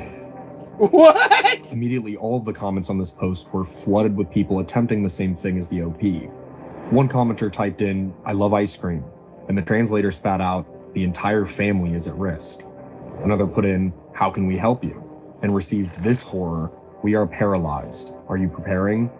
There's plenty of people posting Yeah, all this of their video attempts is- to get a cryptic phrase from Google Translate. This video's not very good. Like, the first half of the video was good with the unnerving Reddit posts. The moon woke up, explain. Oh, Geronimo Stilton's last. Okay, so this is just a bunch of stuff. Okay. Well, I was going to click on chilling Reddit posts. I don't know. Yeah, go to Daniel Owen's page and start watching horrible technology news. Here's why this doesn't work.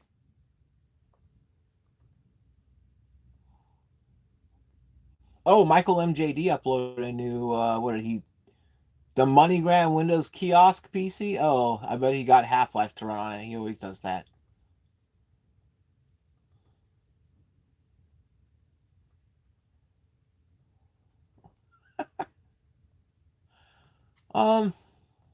Let's see. Where are the other ones?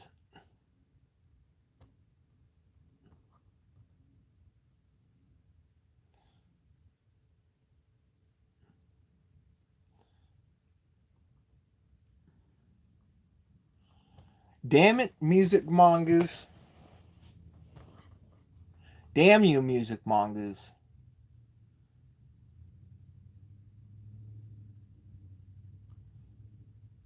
Damn you, Music Mongoose. Let me see if I can fit one of these in here. What else did he cover? A giant mech movie that killed a studio.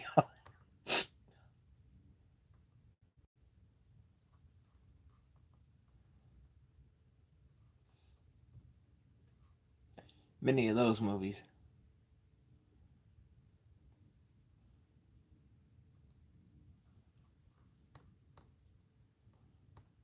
Huh. What a drag. No, not She-Hulk. Attorney at law.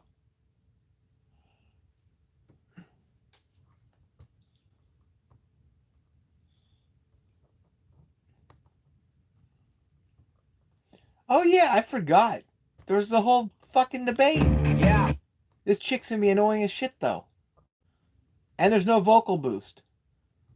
What's Rattlesnake got?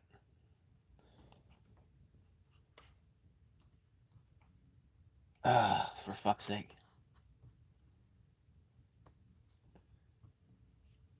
Rattlesnake TV.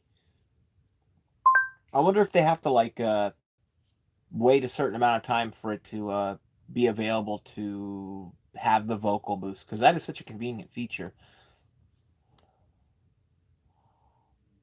Joining us tonight. Now this is just stable volume. Okay, well, whatever.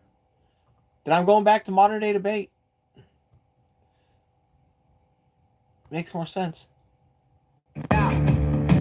Damn music.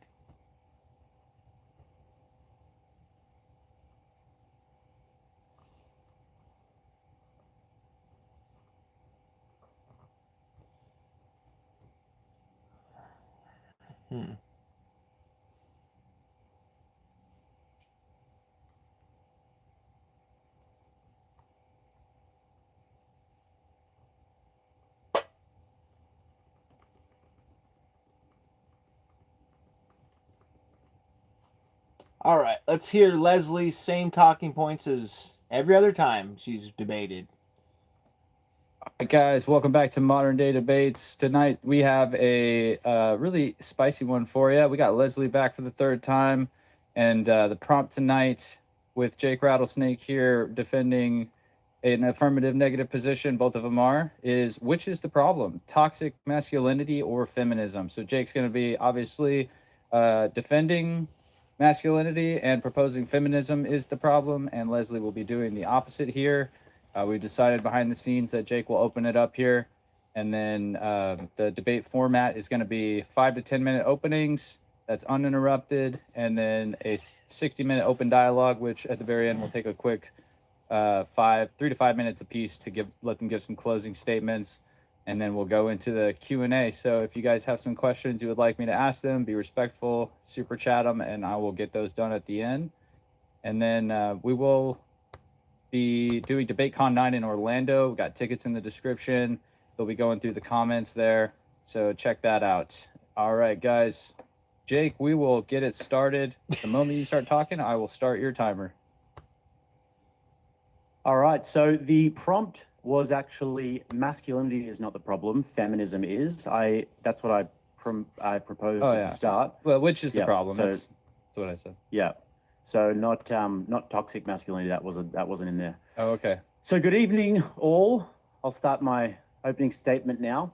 I'd like to welcome the audience, everybody who is over here watching the debate. Could be anywhere else in the world, but you're here with us. I appreciate that. Thank you very much to Modern Day Debate for having us this evening. It's always great to be back in this. Okay, I'm going to turn this up, but I hope that Leslie isn't way louder. Warfare over here. And thank you to my opponent. We did try and get Candace, but she wanted 500K, so this will have to suffice. Now, the debate prompt is masculinity is not the problem, feminism is. My opponent tonight has the very cumbersome task of making the case that actually masculinity is not the problem. But in order to get into this, we have to start by defining a few terms here. So, what is masculinity to start? Masculinity is simply a set of virtues: courage, discipline, provision, protection, agency, self-mastery, these sorts of things. These built the entire civilization and every strong civilization in human history.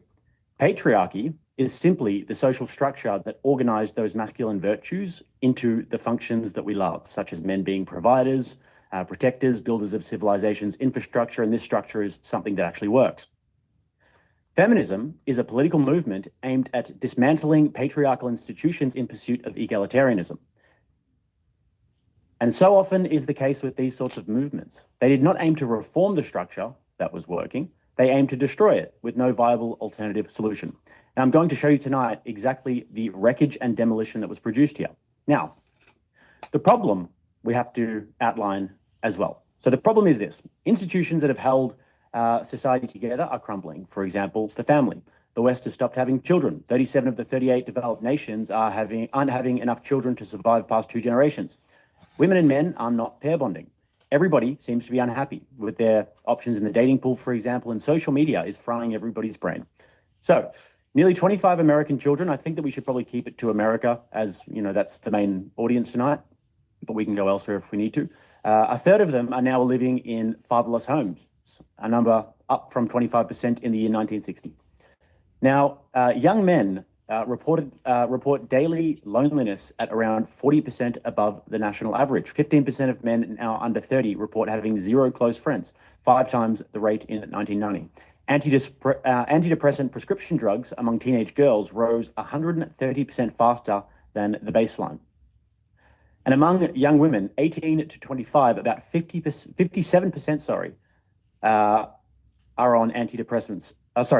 Among young women 18 to 25, about 57% faster. It rose about 57% faster than recent years. Now, young women are medicated for their mental state more than any generation of women before them. So, furthermore, approximately 29% of pregnancies, according to the WHO and the Guttmacher Institute, end in abortion.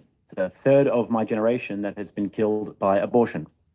Now, my opponent tonight might try and tell you that men cause this by virtues of being masculine, or of being men, or masculine instincts, or something along these lines. I'm going to show you the opposite. Men have not stopped doing their job. Men are still doing it right now, tonight, while we debate. Oh, man. So men account for 91.9% of all fatal workplace injuries in America. It's a conservative estimate. They're still climbing their transmission towers and running the machinery and doing the physically dangerous work that keeps the lights on and the infrastructure standing that we all need. Where are the feminists? On the roofs, I might ask. In the gutters, fixing the power lines at 1 a.m. in a blizzard? Nowhere. They're in HR, or they're doing psychology, or interior design, or fashion. taking photos in girl suits, making unbearable TikToks. Moreover, they're online complaining about men, and these men are the only reason that they are able to do so. These men have created the modern world and luxuries that we know and love today. And even though we do that, we are still benevolent enough to not shut them up, even though we could tomorrow. We just let them carry on and on and on. Now, feminist theory tried to convince us Jake that didn't female hold desire back. for strength, status, dominance in a partner was purely a patriarchal construct, and it would dissolve once women were liberated from the oppressive shackles of their loving families. Now, when you look at what women actually choose when nobody's looking, that does not seem to be the case at all. How do we know this? Let me introduce you to A Billion Wicked Thoughts, the largest data analysis of human sexual behavior ever conducted. Two computational neuroscientists, Ogi Agas and Sai Gadam, both PhDs out of Boston University, analyzed roughly 1 billion web searches, 1 million individual search histories, 1 million erotic stories, including what women were writing about for other women. And in women specifically, at a massive scale, one pattern dominates, and that is romance fiction, a genre read almost exclusively by women, and it is completely saturated with porn. dominant, high-status heroes. 415 best-selling titles with the word millionaire in the name. 286 with billionaire. We've got sheikhs, we've got tycoons, we've got alpha werewolves, we've got vampires, and the lot. So, to really land this plane here, the very feminists who have been doing the TikToks with the bird hands and clapping when they're making their point about men are the ones, and the very feminists who are doing the high-pitched screams in the middle of the streets or getting their tits out in the street to protest the patriarchy by day, are by night flicking their bean to fairy porn, where the dominant Chad vampire or werewolf ravages the sweet, innocent damsel in distress. Go figure.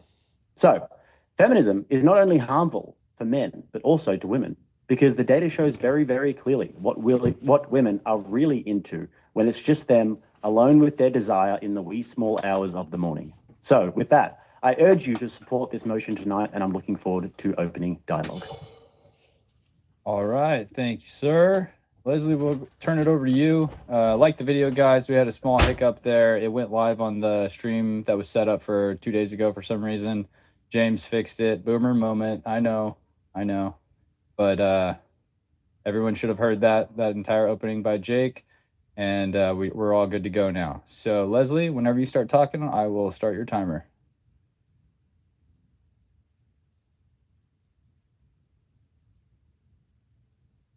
First like to open and say good night, everyone, to Jake and to your followers of his train of thought. I'd like to know if you actually do understand what feminism really is, because it seems that the constant narrative is that feminism is just full of a cult of man haters. All right. So, number one, of the problems that you speak of, do you actually understand what feminism is and what that has to do with the problems that you do speak of? Generally, I don't think masculinity is a problem. I think it is the ways in which society has approached masculinity where things have gone wrong. This hyper focus on proving masculinity has given way to skewered versions of masculinity, which are connected to a lot of society's problems.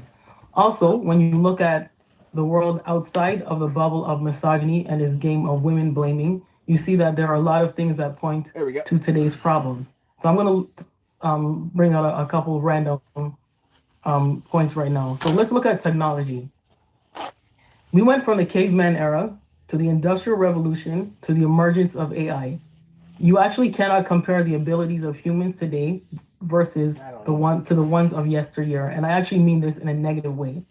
If technology is eliminating humans' ability to be human, then you might want to consider that it is eliminating what it means for a man to be a man.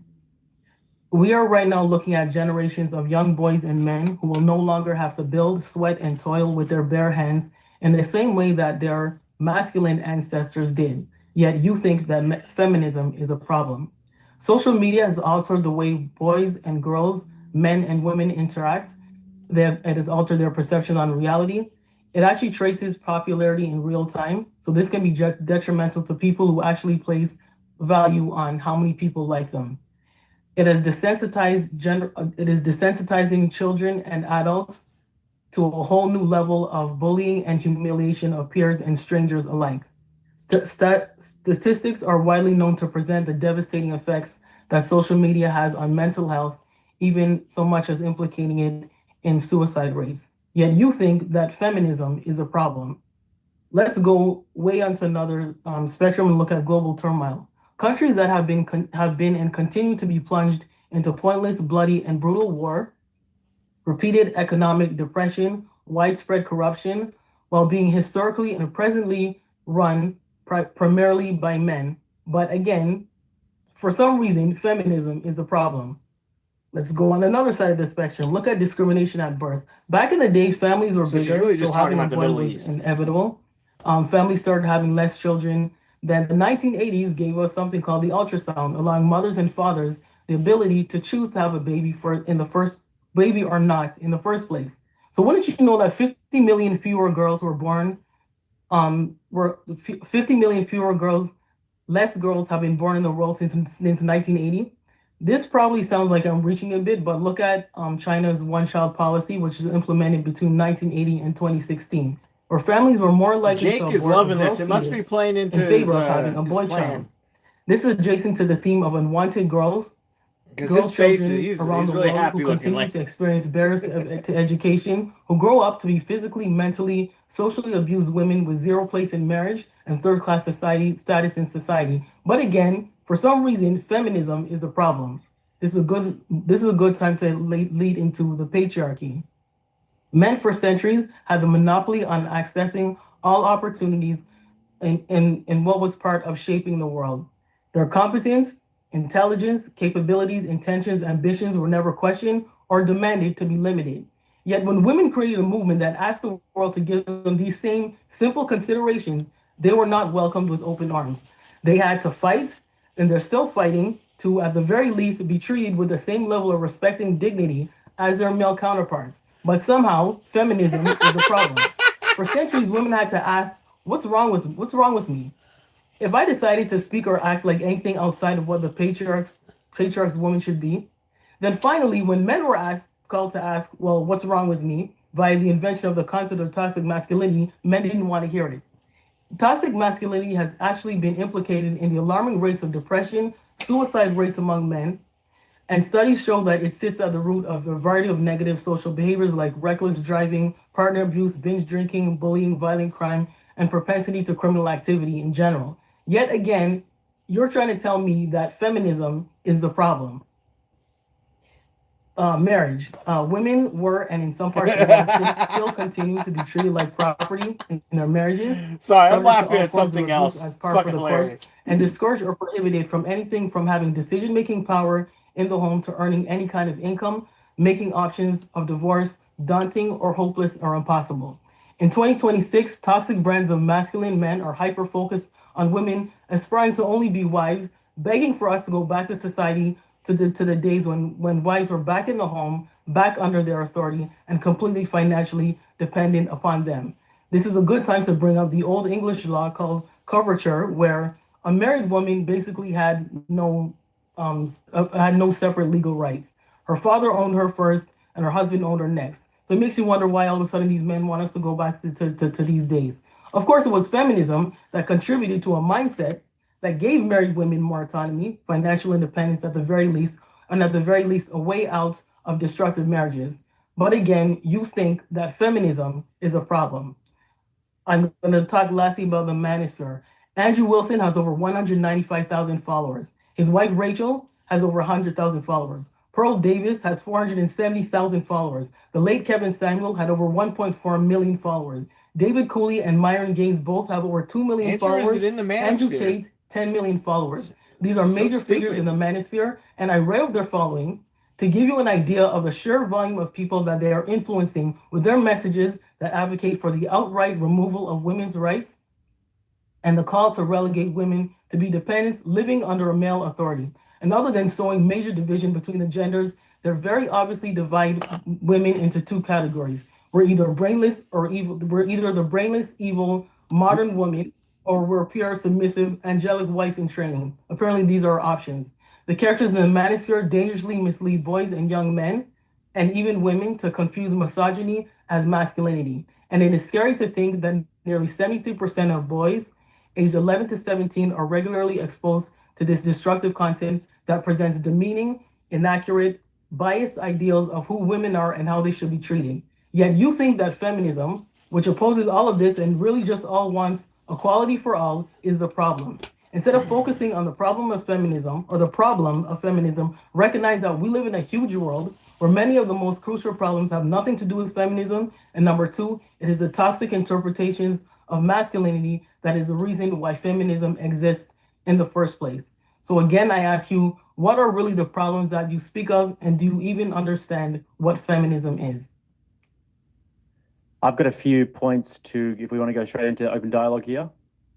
Yeah, we will in just a second. I just want to remind all the new people that joined because the stream title issue.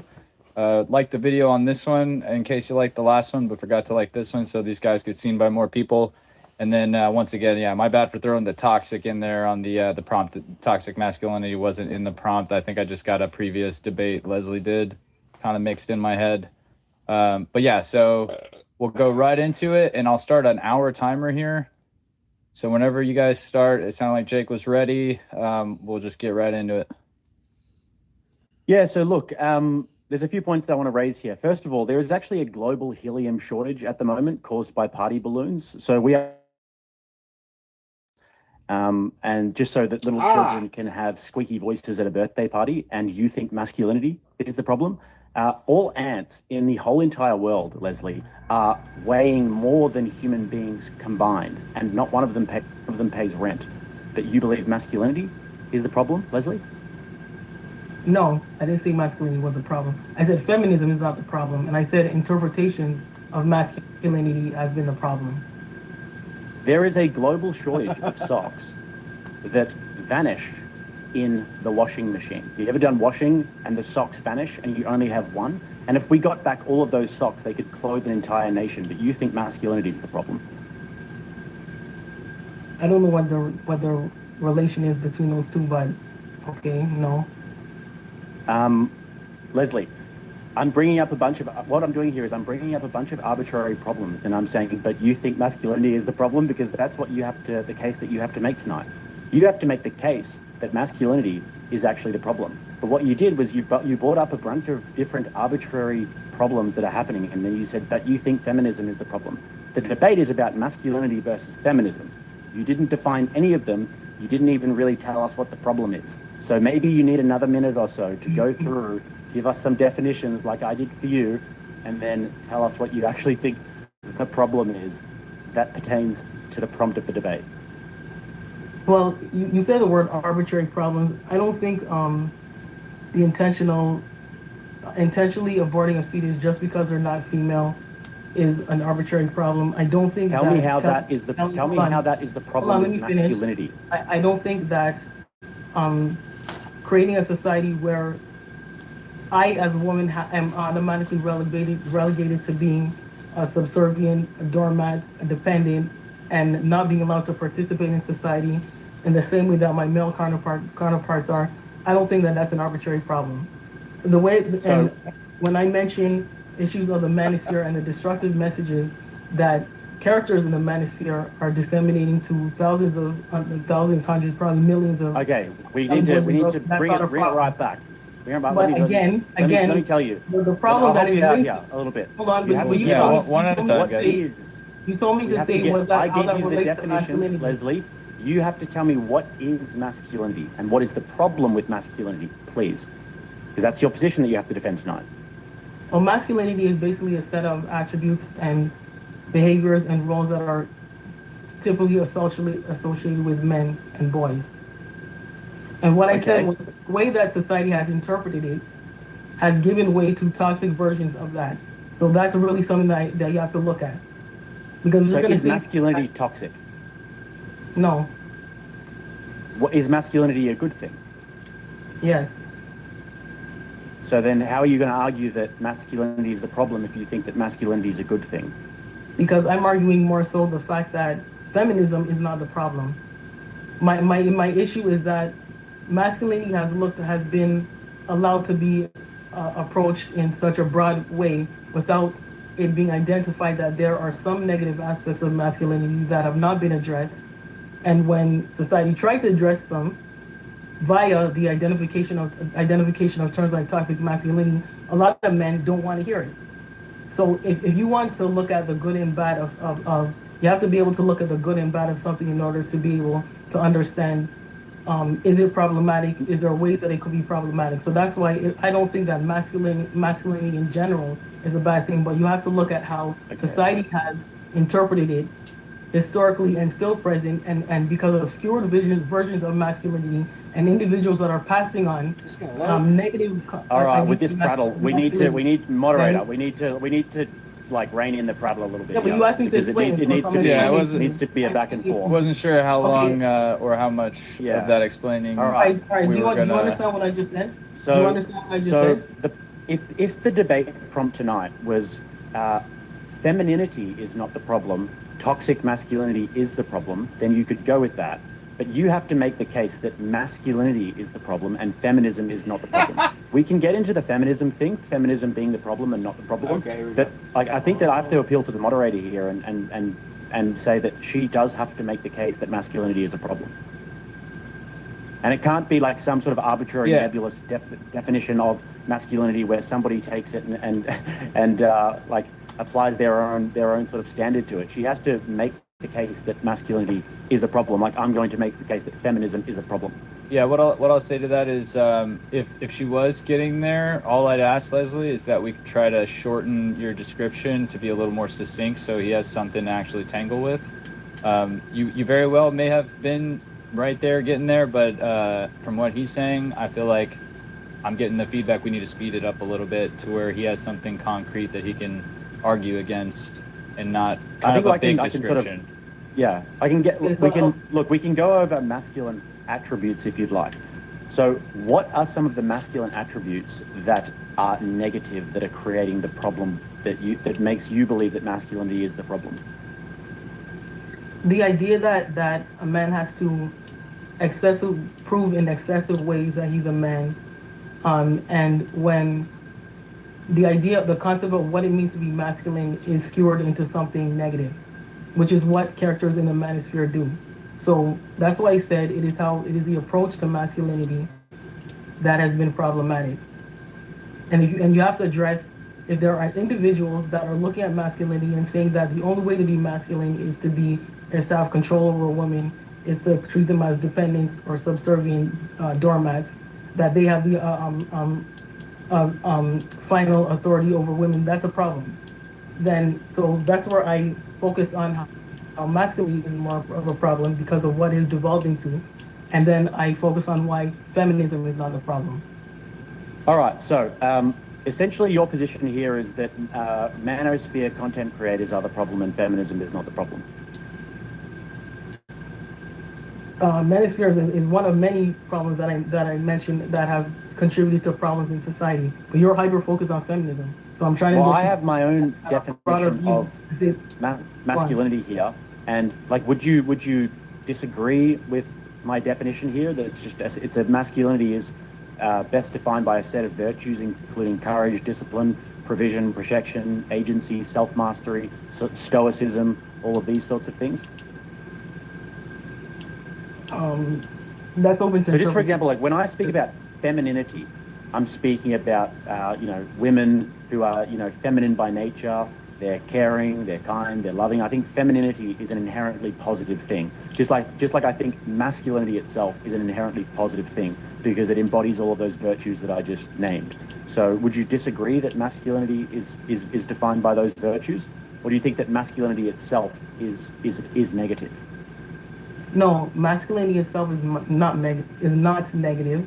I think what's ironic is that all the traits that you mentioned is just what society associates with being a man, but it's not necessarily only restricted to it's not only restricted to men. Traits are not gendered, but masculinity is basically just traits that are associated with being a man.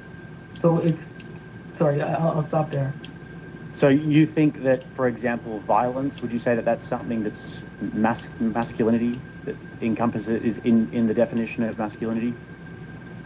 No, I think that approaches to masculinity and the way the patriarchy has caused ideas of masculinity to be ingrained in society. It's actually at the underbelly of why men actually are more violent or more perpetrators of violent crime or in criminal activity as a whole than women. So you're talking about traits, like I'm trying to be as charitable as possible, but you're talking about traits that are more heavily associated with men than women. That a society commonly associates with men. So, for example, like behavioral patterns and everything that are more closely associated with men than women. Yeah. Okay. Okay. So then, would it make sense for me to say that femininity is aborting your children and gossip and reputation destruction and innuendo? No.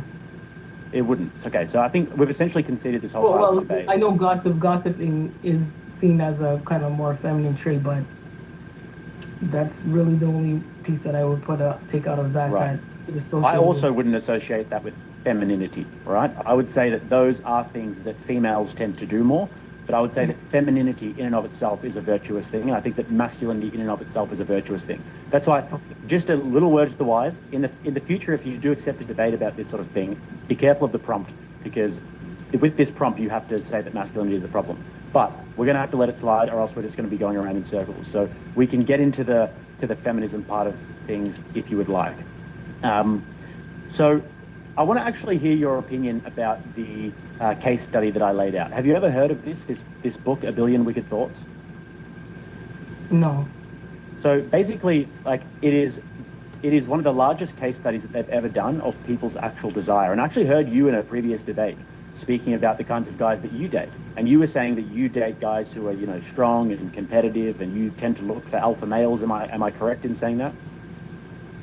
I didn't say that. I didn't say that verbatim, but I'm attracted to masculine men, if that's what you're trying to get at. That's good. I'm glad that you admit it, because sometimes I'll get on these debates and women will be like, oh, it doesn't matter about how tall he is, or it doesn't matter, it's bullshit. Women love masculine men. And this is basically shown, but it's shown to an extreme here, because women, as far as I can tell, generally tend to lie about what they like. Luckily, you're not lying about this. But when you actually study what they are interested in, what they're sexually aroused by, it shows that they are really sexually aroused by this sort of like fairy porn, these romance novels, and some of the archetypes that tend to show up are, vampire, billionaire, werewolf, all these sorts of things. I don't understand it. Maybe you understand it. But would it be safe to assume then that women actually select for masculinity, for very highly masculine traits in their sexual partners? And so if we were to reduce masculinity in society, as we've done, and men have become a little bit softer, less testosterone, a little bit more beta as time is going on, then that's actually really bad for women. It's bad for society, it's bad for men. Men are less happy, men have less purpose, women have less to select from, women are not reproducing as much with, the average man. And that this is basically bad for everyone if men are becoming less masculine. If men are becoming less masculine, have their options, have women started dating less? Well, I'd say that actually what's happened is that women, because of their hypergamous dating nature, are starting to date. They're trying to date up. So in terms of socioeconomics, women tend to look for men who earn more than them and who are taller than them, who have more social status than them, just in general. Not every woman, obviously, but in general they do. So they're looking upwards, and as women tend to climb their career corporate ladder, as they're being educated more, they're getting paid more, etc.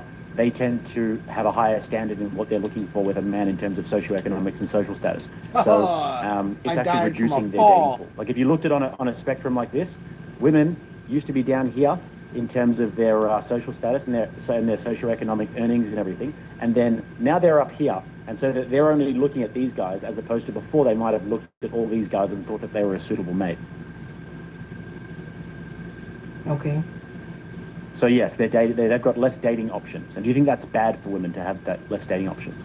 They don't have less dating options. I think the data that you're referring to, and the narrative that is spread across social media, especially the manosphere, has this idea that every single woman is looking for this one percenter, which is not true. I'm not saying 1%. I'm just saying, like, in general. I think a lot of women are, but I see short men, not necessarily financially stable men, men in jail, men at various levels of the financial spectrum, tall, short, big. They all have partners. They're all not. They're all either married. They can all be married. They're all able to successfully find relationships with women. So this idea that all of a sudden every single woman is looking for, you have to be rich, you have to be tall, that's a narrative that is heavily pushed. And the manosphere to give this idea that we're all unrealistic and we're all just focused on this one type of man. And yeah, but the data doesn't actually. I guess you're trying to relate that to how men have become less masculine, so now we're forced to go to this smaller dating pool. But the thing is that the data doesn't actually bear that out, what you're saying, because the data would suggest that people are getting married less, that women are having children much later. They're having children in their 30s now. I think the average age in the Western world is around 30 or something like that. They're getting married less, they're pair bonding less, women are much less satisfied with their dating options. If you look at the trends on dating apps, for example, for women, they tend to swipe on like 4% of guys or something like that. So the data actually does bear this out, that women are much less satisfied with their dating options and that people are dating a lot less. Divorce rates are really high, for example. So people, and like the fact that they're having children much later is indicative of this as well. So you can say that, you know, people are getting married just fine and the guys are doing well and all these short, fat guys have girlfriends, but that is just not true. That's just not the reality of the modern world. Have you looked at the average person around you when you go to the grocery store or the mall, walk down the street? Have you seen what the average person, average couple, what they look like? Have you looked at your friend group? Have you looked at acquaintances of your friend? Have you seen what they look like? Even if I did that, it wouldn't actually bear out anything, because that would just be an anecdotal experience that I've had. So even if I did go and walk around and have a look at everybody, that would not be an argument. Okay, right. Well, okay. So you mentioned about how women's dating habits and only wanting to focus on, and how men have changed and women are looking for this particular type of man, or a disproportionate of women are trying to look for this type of man. You mentioned social media. She does the plural of why women and do you not and focus men. on social media So as it's a not. problem? It's double and bad. Automatically equate to feminism as what is contributing to this problem. I mentioned social media in my opening statement. You mentioned social media, so social media is a problem, and I even mentioned it in my statement as well about technology and the role that has played. Nobody seems to look at that or focus on what effect that has actually had in society. Everything just seems to be, well, men are not getting the dating options that they did before because of feminism. Men have changed because of feminism. There are other factors to look at other than just this constant feminism or women blaming. That's why I bring up social media and technology. Look, this is why I brought up the socks in the laundry and the helium shortage before, because this is essentially what you're doing here is you're saying, well, here's another external problem that's not a part of the debate tonight, and you're still blaming feminism. We can talk about social media, but only as insofar as it pertains to the actual prompt of the debate. So how does it affect men and how does it affect women?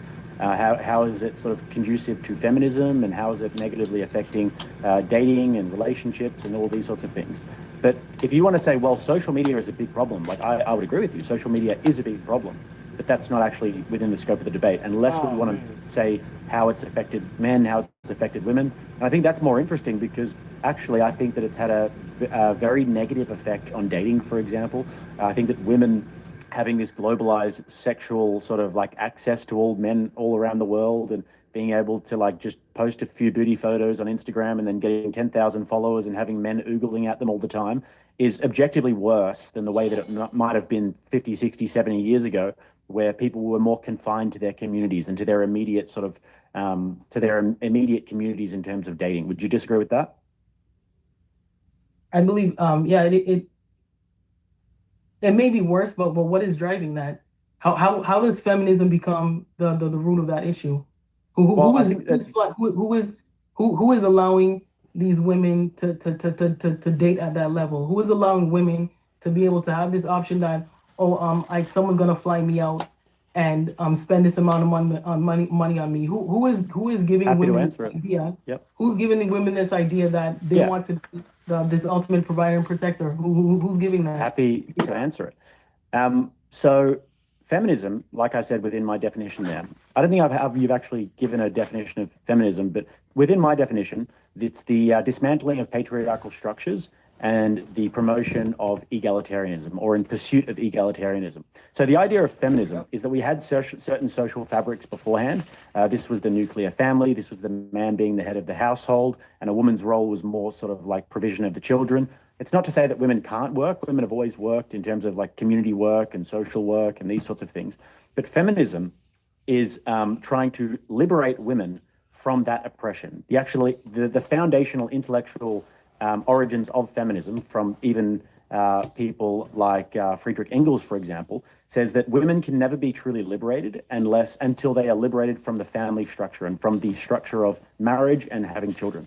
So that is one of the foundational ideas of feminism. And then from there, you've got women sort of entering higher education at much higher levels. You've got women now pursuing careers over family. And then it sort of bleeds into social media as well, because women all want to be these girl bosses who are out on a boat in Dubai instead of just, having a family or something like that. And this is sort of a status symbol for women, if you will, these days. If you've got the nice handbag and if you're out on a boat in Monaco or Dubai or something, that's the status symbol for you. So, I mean, I think that you can definitely draw a pretty steady link between the ideas of feminism and liberation from family and not having kids and offsetting children and pursuing the career life and social media and the way that women interact. Wow, they're almost into the Q&A. Okay, do you realize that you just said that feminism wants to liberate women from this oppression? You just said that, right? Yes. You think that oppression is good for women? It's called a steel man. So if I'm steel man, No, but you just said that feminism liberates women. You are actually identifying the condition that women lived under as oppression, and you're trying to tell me that that's not a problem. Do you know what a steel man is? That's irrelevant, because I just asked you. I said it's not irrelevant. It's definitely very relevant. No, that's not. No, it is irrelevant because I'm trying to tell you. Moderate up. Well, Leslie, I just want to step in here. So I think what he was trying to get at with the Steelman thing is he's explaining it from how he sees your view of it and trying to give it the clearest argument. So from that perspective of if that's what they're fighting towards or for, is the liberation from this idea. He's not necessarily saying he agrees with that idea or that it's happening or this or that. It's just he's trying to give your perspective so that he can then present That's his a steel point man. against it. Okay, good. And if you say no, I don't know what a steel man is, that's fine. I can explain it to you. Okay, good. So then you agree then that it's probably a bad idea to be under a system of repression, and that a move Okay. I'm gonna have to explain it. That would be created to liberate me from that oppression would actually be solving a problem, correct? Well, I also, have to real quick, this. before he responds to that, I was going to steer it a little earlier towards maybe trying to get on the same page exactly of what each of you think the problem is that either one, masculinity or feminism, is causing. And Jake started kind of naturally going there with declining birth rates and his point on relationship breakdown. Maybe, Leslie, you could give a little bit more of your, I guess, entire perspective for in a short kind of, back-to-back point, what you think the problem is that masculinity is causing a little bit more specifically, so that since he just laid his points out a second ago, you could put yours on the table and that'll create a little bit better friction points to go off of. Well, I think I did specifically outline what the different problems are. It's just that technically speaking, this topic never specified what the problem is. So when in the resolution that says masculinity is not the problem, feminism is a problem, I can interpret that. I can interpret a problem as anything. Right. That's why I want to narrow it down. I defined the problem in my focus on you were just focusing on dating and relationships. I'm looking at there are Not the case. He listed a lot of things that feminism is not just a problem. So I can identify the issue of, if you have an issue of so many million girls were aborted versus in favor of having boy children, and I tell you that there's my interpretations of masculinity have actually led to Where did that happen, by the way? underlying behaviors of hold on a minute. If you're going to make a bunch of different points, we have to go one by one. If you think that's This a is problem, called we a can- gish we can- gallop. We can discuss that problem. So No. He asked something that I the find moderator very- asked me to identify what the problems were, that I say that feminism is All right. not a problem. All right, That's tell what me I'm all the doing. problems, then we'll get into it. okay? and just be Tell me all your specific to problems. feminism and not femininity. I think they're kind of getting somewhat intertangled in this. Yeah. Okay, I talked about how technology or advancements in technology have actually created a society where men don't have to be like the traditional men that they were before. No one's actually looked at that. Technology is now erasing what it means for a human to be a human, and therefore what it means for a man to be a man. You can't blame everything just because men are not able to be as masculine as before. Take a look at technology and the role that plays. Not just blame it on feminism. Okay, that's an issue. Okay. You look at the issues of the world, the global turmoil in the world, and the fact that countries have been run historically and still presently primarily by men. But you're still thinking that feminism is a problem for the problems that exist in these societies. I talked about discrimination of birth. I talked about the issues of the patriarchy and the role that women were expected to play as subordinates, as dependents, as financially dependent, and how that actually created a negative environment for them, and it was a negative experience for them. Now feminism created an opportunity for them to get out of that. You don't how is it not clear how feminism is not the problem, but there are other issues that contribute to problems in society, and also how society has interpreted masculinity that has contributed to the problems. How is that not clear? Well, what is the problem, you might ask? I asked you what the problem was. Sorry, I got sidetracked there. So, first problem that you brought up there, okay? Because you brought up a bunch of problems. I'm not going to bring up socks in the laundry again. I'm not going to derail the debate by bringing up the shortage of helium, the finite resource that we're just using at children's birthday parties anymore.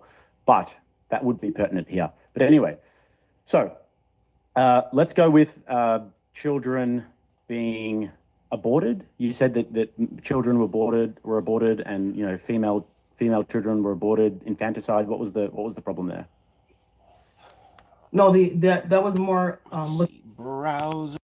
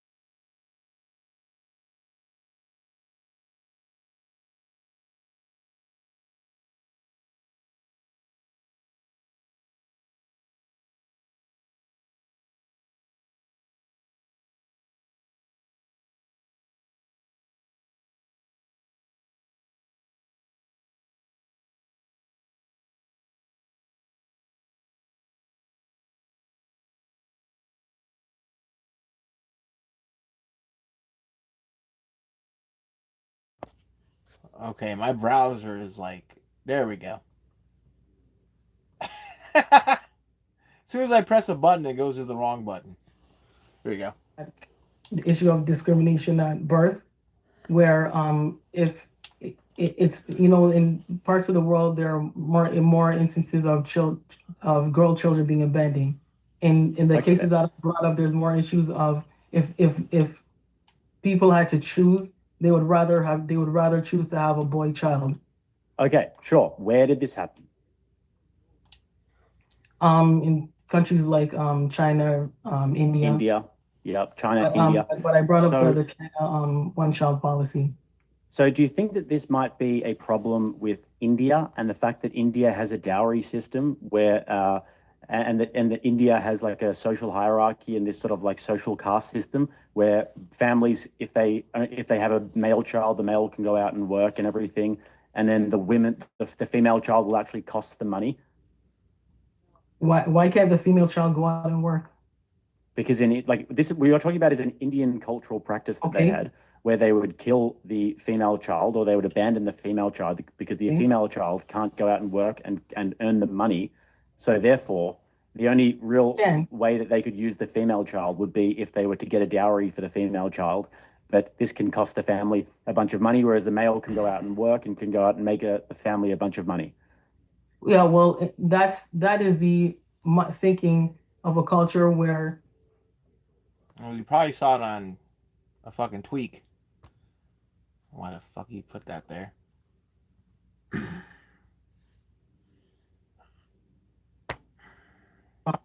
That has. Don't know.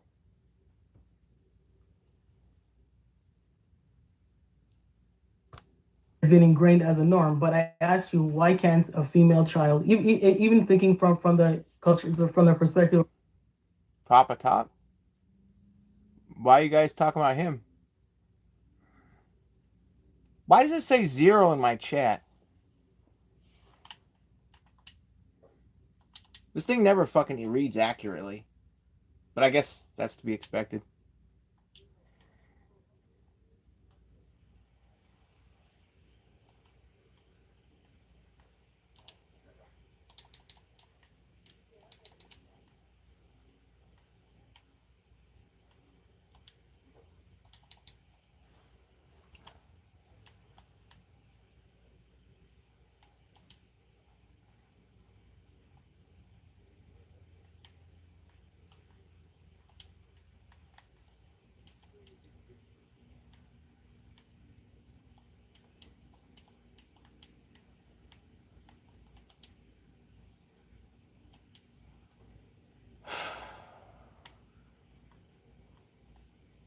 Huh.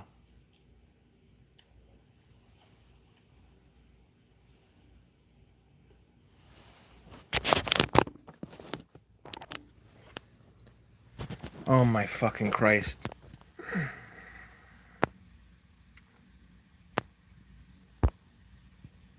How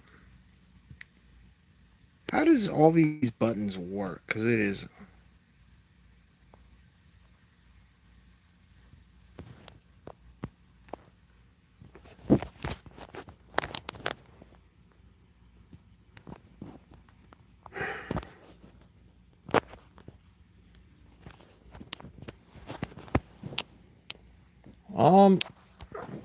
I still don't know how these things work, but either way.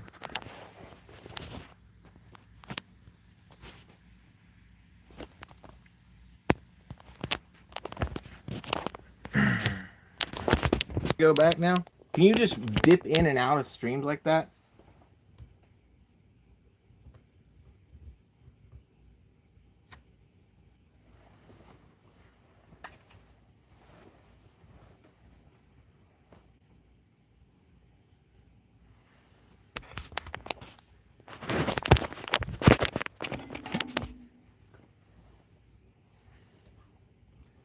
Oh my fucking God.